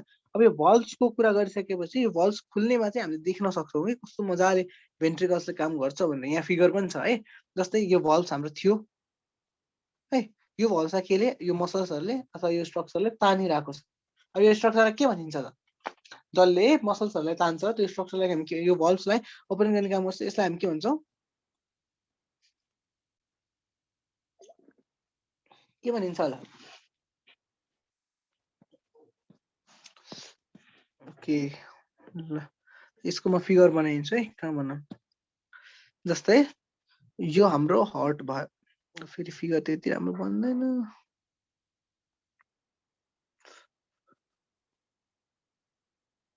यस्तो खालको हर्ट भयो होइन। यो राइट, यो लेफ्ट, यो राइट, यो पार्ट भनेको राइट, यो पार्ट भनेको लेफ्ट, अनि त्यसपछि यो यता भनेको हल्का मस्कुलर हुन्छ बडी, यो सबै भयो होइन। अब यहाँ के छ? हाम्रो अरिकलसँग छुट्टिरहेको छ फर एक्जाम्पल। अब यो त यहीँ माथि नै छुट्टिरहेको हुनुपर्ने हो, यसरी छुट्टिरहेको छ होइन। अब यहाँ चाहिँ के छ? भल्भ्सहरू छ दुईटा। अब यो भल्भ्सलाई फर्स्टमा एउटा सर्टेन कर्डले तानिरहेको हुन्छ। हेर है, यो कर्ड्सले तानिरहेको हुन्छ यो भल्भ्सहरूलाई। अब ठ्याक्कै यो चाहिँ स्ट्रिङ जस्तो भयो क्या, तिमीले ढोका खोल्नलाई स्ट्रिङ राखे जस्तो भयो हो। यो कर्ड्सहरूलाई हामीले भन्दाखेरि के भन्छौँ? कोडा टेन्डिनी। कोडा टेन्डिनी भने ठ्याक्कै यो भल्भ्सहरू छ नि, यो भल्भ्सहरूलाई खोल्नलाई एट्याच गरेको स्ट्रिङहरू भयो क्या। हो त्यो स्ट्रिङलाई चाहिँ हामी भन्छौँ कोडा टेन्डिनी है। अब यो कोडा टेन्डिनीले चाहिँ के गर्छ? भल्भ्सलाई तान्ने काम गर्छ। अब यो कोडा टेन्डिनीसँग एट्याच भएको चाहिँ के हुन्छ? प्यापिलरी मसल्सहरू हुन्छ। दुईटा नाम एकदम यो भल्भ्स ओपनिङमा कसरी गर्छ भन्ने कुरा अघि हामीले वान वे भल्भको त कुरा गऱ्यौँ। एकचोटि छिर्छ, यो खुल्छ, खुलेपछि यो तलबाट ढकाल्दा जति गरे पनि खुल्दैन, त्यही भएर ब्याकफ्लो बन्द हुन्छ भनेर। अब यसलाई सपोर्ट गर्ने स्ट्रक्चर चाहिँ एउटा कोडा टेन्डिनी, त्यो स्ट्रिङ, अनि त्यो स्ट्रिङमा एट्याच भएको मसल्स जसलाई चाहिँ हामी भन्छौँ प्यापिलरी मसल। यो दुईटा नाम पनि तिमीले सँगै भल्भ एट्याचमेन्टमा थाहा पाउनु पर्यो। यो कोडा टेन्डिनीले स्ट्रिङ जस्तो काम गर्यो, अनि त्यो स्ट्रिङलाई पुल गर्ने काम चाहिँ प्यापिलरी मसल्सले गर्दो रहेछ। ओके ल, कहिलेकाहीँ कोडा टेन्डिनी इज फाउन्ड इन भन्न सोध्छ, अनि त्यतिखेर चाहिँ हामीले भेन्ट्रिकल्स अफ हार्ट भन्न पनि सक्नुपर्छ कि। त्यतिको लागि हो यो क्वेसन। अब अर्को क्वेसन पनि बन्न सक्छ, जस्तै कोडा tendineae is not found in frog, त्यही भएर कहिलेकाहीँ which of the following is absent in frog भनेर तिमीलाई कोडा टेन्डिनी पनि अप्सन राखिरहेको हुन्छ। तर जस्ट यति थाहा छ भने तिमीले सल्भ गर्न सकिहाल्छौ। यो चाहिँ अलिक छुट्या रहेछ है। ल कन्डक्सनमा कसलाई के समस्या छ? इम्पल्स कन्डक्सनमा। ल अब यो फिगर मजाले बुझ्नुपर्छ है त। के हो, कहाँबाट सुरु भयो, 1 2 3 4 5 के लेखेको, केही झुकिनु भएन। 1 एसए नोड क्रिएट गर्यो, त्यसपछि एउटा पाथवे बन्यो, यो पाथवेको त्यति इम्पोर्टेन्ट छैन, सबै ठाउँ डिस्ट्रिब्युट हुन्छ, फाइनली एभी नोडमा पुग्छ भनेर थाहा पाउनु पर्यो। अनि एभी नोडलाई सेटर भनियो, त्यसपछि bundle of His, bundle branch, Purkinje fibre. तल झर्दै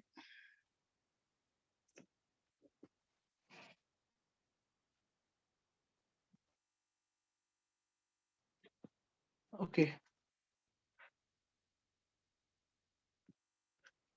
तल झर्दै गर्दाखेरि चाहिँ के हुन्छ? यो सबैमा हामीले के थाहा पाउनु पर्यो? यो सर र तल झर्दाखेरि चाहिँ इम्पल्स जेनेरेसन घट्छ, तर कन्डक्सन भेलोसिटी चाहिँ बढ्दै जान्छ। त्यही भएर maximum conduction velocity in Purkinje fibres, maximum impulse generation in यो साइनोएट्रियल नोड है।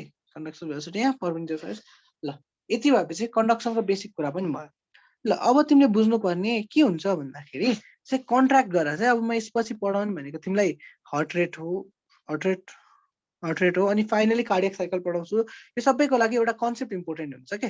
जस्तै हामी इम्पल्स ट्रान्समिसनको कुरा हेऱ्यो होइन, यो इम्पल्स ट्रान्समिसनले के गर्ने त, यसले त मसल्सहरूलाई कन्ट्र्याक्ट गराउने हो। भनेपछि फर्स्टमा कुन मसल कन्ट्र्याक्ट हुने भयो, एट्रियाको मसल कन्ट्र्याक्ट हुने भयो। अनि हामीले के भन्नु छ, एभी नोड हल्का स्लो छ भनेपछि एकछिन पर्खेर भेन्ट्रिकल्सहरूको मसल्स कन्ट्र्याक्ट गराउने भयो। त्यही भएर पहिला एट्रियल सिस्टोल हुने भयो, त्यसपछि भेन्ट्रिकुलर सिस्टोल हुने भयो। अब यो सिस्टोलको कुरा चाहिँ आज मैले पढाएर नसक्ने भएँ, त्यही भएर यो मैले त्यति धेरै टच पनि गरिनँ। भोलि नै हामी यो सिस्टोललाई एक्सप्लेन गरेर सकाउँछौँ। अब यति चाहिँ के बुझ्नु पर्यो भन्दा इम्पल्स जहाँ जहाँ जेनेरेट भएको छ त्यहाँ चाहिँ मसल कन्ट्र्याक्सन हुन्छ। माथिपट्टि कन्ट्र्याक्ट भयो भने यो स्पेसमा भएको फ्लुइडहरू तल जाने भयो, ब्लड तल जाने भयो। यो पार्टमा तलपट्टि कन्ट्र्याक्ट भयो भने हार्टबाट बाहिर निस्केर जाने भयो। लेफ्टले कहाँ राइटले कहाँ पुऱ्याउँछ, लङ्समा पुऱ्याउँछ। लेफ्टले कहाँ पुऱ्याउँछ, अरू अर्ग्यान्सहरूमा पुऱ्याउँछ है त। मतलब माथि एट्रिया कन्ट्र्याक्ट भयो भने तल झर्ने भयो ब्लड, अनि भेन्ट्रिकल्स कन्ट्र्याक्ट भयो भने हार्टबाट बाहिर निस्किने भयो। ल ओके, यो सबै भयो है। अब एउटा सानो क्वेसन छ तिमीहरूलाई, कतिको भन्न सक्छौ है त। जस्तै हामीले पल्मोनरी आर्टेरी भनेर भन्छौँ होइन, अनि पल्मोनरी भेन्स पनि भन्छौँ। तर पल्मोनरी आर्टेरीले चाहिँ के गर्छ, इम्प्योर ब्लडलाई लान्छ होइन। ल कतिको भन्न सक्छौ है त। पल्मोनरी आर्टेरीले चाहिँ इम्प्योर ब्लडलाई लान्छ, त्यस्तै गरी पल्मोनरी भेन्सले चाहिँ प्योर ब्लडलाई लान्छ। जेनरली त आर्टेरीले त प्योरलाई लानुपर्ने हो नि। यो किन यस्तो हुन्छ त, के कारणले गर्दाखेरि चाहिँ यो पल्मोनरी आर्टेरी र भेन्स हामी यसरी इम्प्योर छ भनेर भन्छ। अब यो इम्प्योरलाई लगेको भए त यसलाई हामीले पल्मोनरी भेन्सै भन्दै हुन्थ्यो नि त सजिलोको लागि, किन भनिएन होला? Any idea? सोच त सोच। पल्मोनरी आर्टेरी भनेको छ होइन, अनि इम्प्योर लगिरहेछ। अब आर्टेरीले प्योर लान्छ भन्ने डेफिनेसन भएको भए त के हुन्थ्यो, हे यो इम्प्योर नलानेलाई पल्मोनरी भेन्स भनिदिउँ भनेर हुन्थ्यो नि त। तर यस्तो किन भनिएन?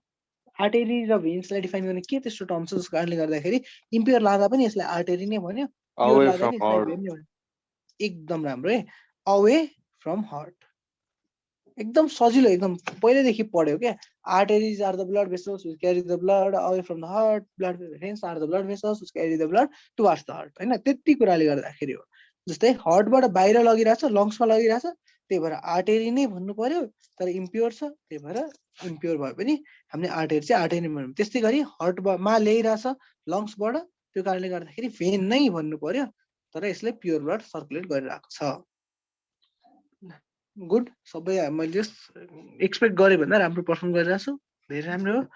ल अब हामी हार्ट रेट, यो चाहिँ हाम्रो सायद मेन टपिक नै हुन्छ आज। यतिमा हामी समराइज गरिदिन्छौँ है, टाइम पनि भइहाल्छ त्यतिमा। अलि मलाई आवाज पनि अलिक बिग्रेको छ मेरो है। ल अब हार्ट रेटको बारेमा कुरा गर्दाखेरि चाहिँ हाम्रो नर्मल हार्ट रेट कति हो त? 72 beats per minute. 72 beats per minute, BPM एकदम। अनि रेन्ज, नर्मल रेन्ज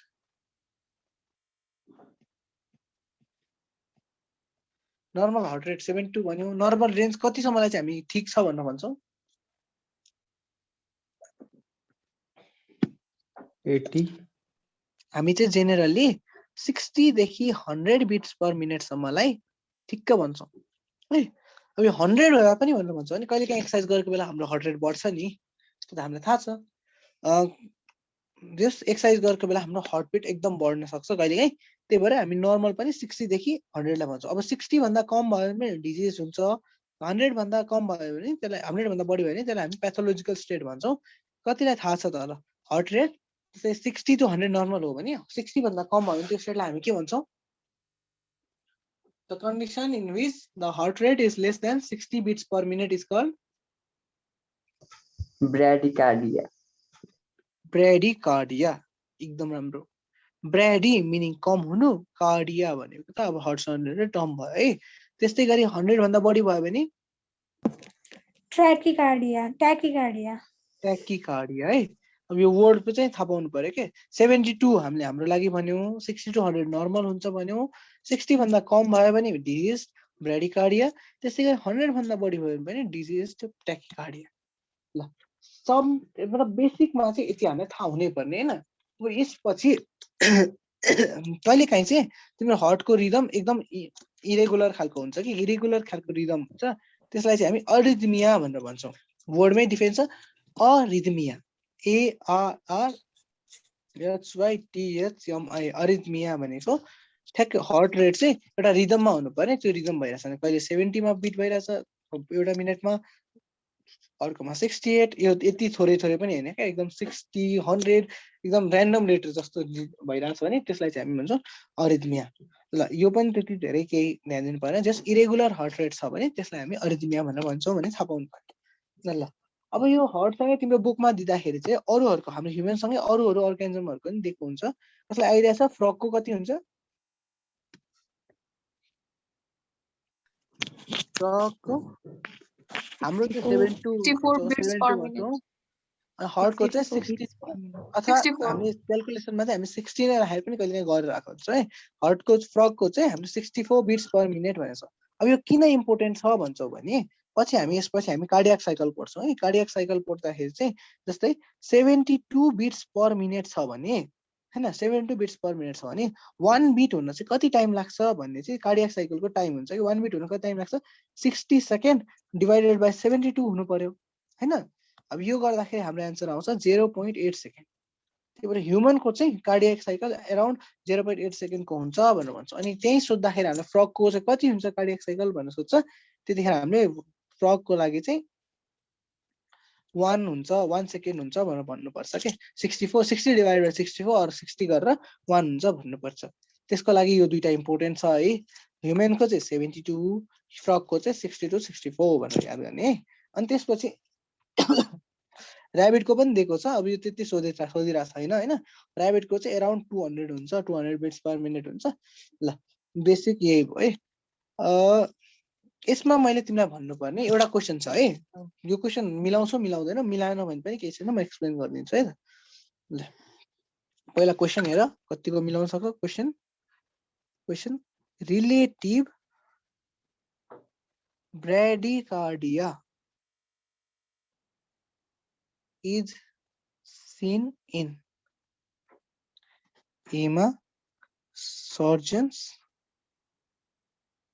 B मा teachers, C मा athletes, D मा students अथवा अरू कुनै प्रोफेसन हैन, अदर प्रोफेसन। के लाग्छ रिलेटिभ ब्राडीकार्डिया इज सीन इन, यो क्वेसन सोधेको छ है। अब अप्सन मैले मिलाएको भयो, तर यसको कन्सेप्ट इम्पोर्टेन्ट छ हैन। Option a surgeon, teacher, surgeon थियो एउटा, अनि टिचर एथलिट थियो, स्टुडेन्ट थियो हैन। यहाँ अरू के अप्सन थियो होला, त्यसलाई गेस गरेर त्यसको एन्सर के होला? सी होला सायद। सी होला। यो त अड अप्सन आउँछ Athlete. हैन। अब यो किन हो कसले भन्न सक्छ? यसको चाहिँ लो हार्टबिट होला सायद। ल अब हेर ब्राडीकार्डिया भनेको त नर्मल कुरा हो, मतलब नर्मल कुरा हैन, यो डिजिज कन्डिसन हो। ब्राडीकार्डिया भनेको लेस देन 60 बिट्स पर मिनट हैन। तर कोही मान्छेमा चाहिँ यो डिजिज नभएर यो नर्मल्ली नै एक्जिस्ट गर्छ के। अब यो किन हुन्छ पनि म एक्सप्लेन गरिदिन्छु, तर अहिले बुझ्नलाई चाहिँ यो हुन चाहिँ 60 बिट्स पर मिनट भन्दा कम छ, तर ऊ एकदम नर्मल छ। जेनरली हामी ब्राडीकार्डिया भन्दा त यो प्याथोलोजिकल अथवा डिजिज भनेर बुझ्छौँ नि त हैन, डिजिज भनेर बुझ्छौँ। त्यो चाहिँ 60 भन्दा कम हुन्छ हैन। तर कोही मान्छेमा चाहिँ यस्तो हुन्छ कि यो 60 बिट्स पर मिनट भन्दा कम पनि छ र नन डिजिज अथवा डिजिज नलागेको पनि छ हैन। यस्तो कन्डिसनमा चाहिँ हामीले एक्सप्लेन गर्दाखेरि त्यो टर्मलाई चाहिँ रिलेटिभ ब्राडीकार्डिया भएको देखिदा ब्राडीकार्डिया छ, तर रिलेटिभली मात्र के उसलाई उसको फङ्सन नै यति छ। जस्तै हामीले यहाँ एक्सप्लेन गर्दाखेरि 60 देखि 100 सम्म हुन सक्छ भनेको छ भने कोही नर्मल मान्छेको त 60 भन्दा कम पनि एक्जिस्ट गर्न सक्छ होला नि त, एभरेज भन्दा हल्का फरक भएको पनि त एक्जिस्ट गर्न सक्छ। हो त्यस्तो मान्छेहरूको चाहिँ हामीले भनेको कि रिलेटिभ ब्राडीकार्डिया हुन चाहिँ देखिदा चाहिँ ब्राडीकार्डिया देखिएको छ, तर कुनै प्रब्लमहरू चाहिँ भएको छैन। अब यो एथलिटमा किन हुन्छ एक्सप्लेन गर्छु ल म। जस्तै एथलिट्सहरू के गर्छन्, डेली 5 to 6 आवर्स ट्रेनिङ गर्छन् हैन। अब डेली 5 to 6 आवर्स ट्रेनिङ गरिरहेको छन् भने उनीहरूलाई के हुन्छ, होल त्यो ट्रेनिङ टाइमभरि उनीहरूको ब्रेथिङ रेट बढिरहेको हुन्छ हैन। ब्रेथिङ रेट बढिरहेको हुन्छ, हार्ट रेट बढिरहेको हुन्छ, एराउन्ड स्ट्रोक भोल्युमहरू सबै बढिरहेको हुन्छ। अब यो बुझाएको छैन होला स्ट्रोक भोल्युम भने के, केही छैन, जस्ट यो हार्ट रेटहरू बढिरहेको हुन्छ एकदम 5 दिनको 5 to 6 आवर्स यसरी हार्ट रेट बढिरहेको छ भने अब हार्टको पनि एकदम इफिसियन्सी बढेर जान्छ क्या। उसले हरेकचोटि धेरै पम्प गरिराख्नु परेको छ भने नि उसले नर्मली नै धेरै पम्प गरिदिन्छ। जस्तै पहिला तिमीलाई कुनै फङ्सन गर्नलाई अथवा पहिला त्यति एक्सर्साइज गर्नलाई हार्ट रेट 120 बिट्ससम्म पुग्नु पर्थ्यो भने अब बिस्तारै यो केही समय भएपछि यो 80 बिट्स पर मिनट अथवा हुन्छ नि हल्का बढ्दामा नै त्यति फङ्सन एचिभ गर्न सक्यो क्या। त्यो चाहिँ हाम्रो के भयो, हाम्रो हार्ट चाहिँ एडप्ट गरेको भनेर भन्छ हामी त्यो कन्डिसनमा हैन। अब जस्तै डेली 5 to 6 आवर्स एक्सर्साइज गरेछ भने त्यो एक्सर्साइजको लागि हार्ट रेट एडप्ट गर्छ। अब जुन हार्टले 120 मा दिनुपर्ने 80 मा दिइरहेछ भने उसलाई चाहिने बेला चाहिँ के हुन्छ, अब जेनरली के हुन्छ उसलाई चाहिँ थोरै हार्ट रेट भए पनि उसले हाम्रो आफ्नो शरीरमा मजाले ब्लड पुर्याउन सक्छ क्या। जस्तै यो चाहिँ लामो समयसम्म एक्सर्साइज गरेको कारणले गर्दाखेरि हार्टले एकचोटि पम्प गर्दै धेरै ब्लड बाहिर पठाउन सक्यो एउटा कुरा, अर्को कुरा धेरै ब्लड लिन पनि सक्यो के। त्यस्तो भन्ने बुझाउँछ है। यो हार्ट रेट बढेपछि लामो समयसम्म हार्ट रेट बढेपछि त्यसरी हार्टले फङ्सनै राम्ररी गर्न सक्छ, जसलाई चाहिँ हामी के भन्छौँ इन्क्रिज कन्डिसन भयो। अब हेर यस्तो मान्छेहरू जसको चाहिँ हार्ट रेट चाहिँ यो थोरै बढ्दा पनि यस्तो बढी फङ्सन गर्छ यिनीहरूलाई चाहिँ जेनरली पनि थोरै हार्ट रेट भयो भने नर्मल फङ्सन रेस्ट गरेको बेला चाहिँ यिनीहरूलाई धेरै हार्ट रेट हुन चाहिएन। अब 80 बिट्स पर मिनट हुँदै उनीहरूले आफ्नो मेन फङ्सन क्यारी गर्छन्, त्यत्रो एक्सर्साइज ट्रेनिङ गर्छन् भने रेस्ट गरेको बेला चाहिँ यिनीहरूको 60 भन्दा कम हुन सक्छ नि त हैन।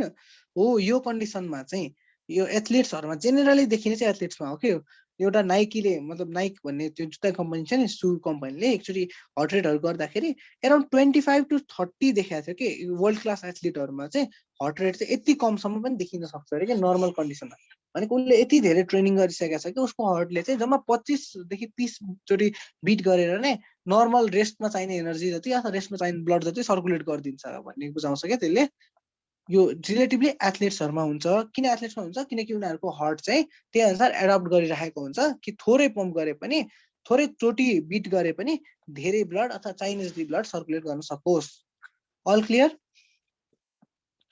ल रिलेटिभ ब्राडिकार्डिया चाहिँ त्यही भएर भन्यो। अब ब्राडिकार्डिया चाहिँ जेनरली 60 भन्दा कम हुने बित्तिकै भन्ने हो, तर यो 60 भन्दा कम हुने बित्तिकै हामी त्यसलाई डिजिजमा क्लासिफाई गर्थ्यौं भने एथलिट्सहरुमा चाहिँ कहिलेकाहीँ 60 भन्दा कम 30 सम्म पुगेर पनि डिजिज हुँदैन, नर्मल नै हुन्छ। त्यस्तो कन्डिसनलाई हामी के भन्यो रिलेटिभ ब्राडिकार्डिया। ल आजको सेसनलाई यही एन्ड गरौँ है त। ल के नेक्स्ट सेसनमा हामी अझ डिटेलमा कुरा गर्छौं। रेकर्डिङलाई अफ गरौँ।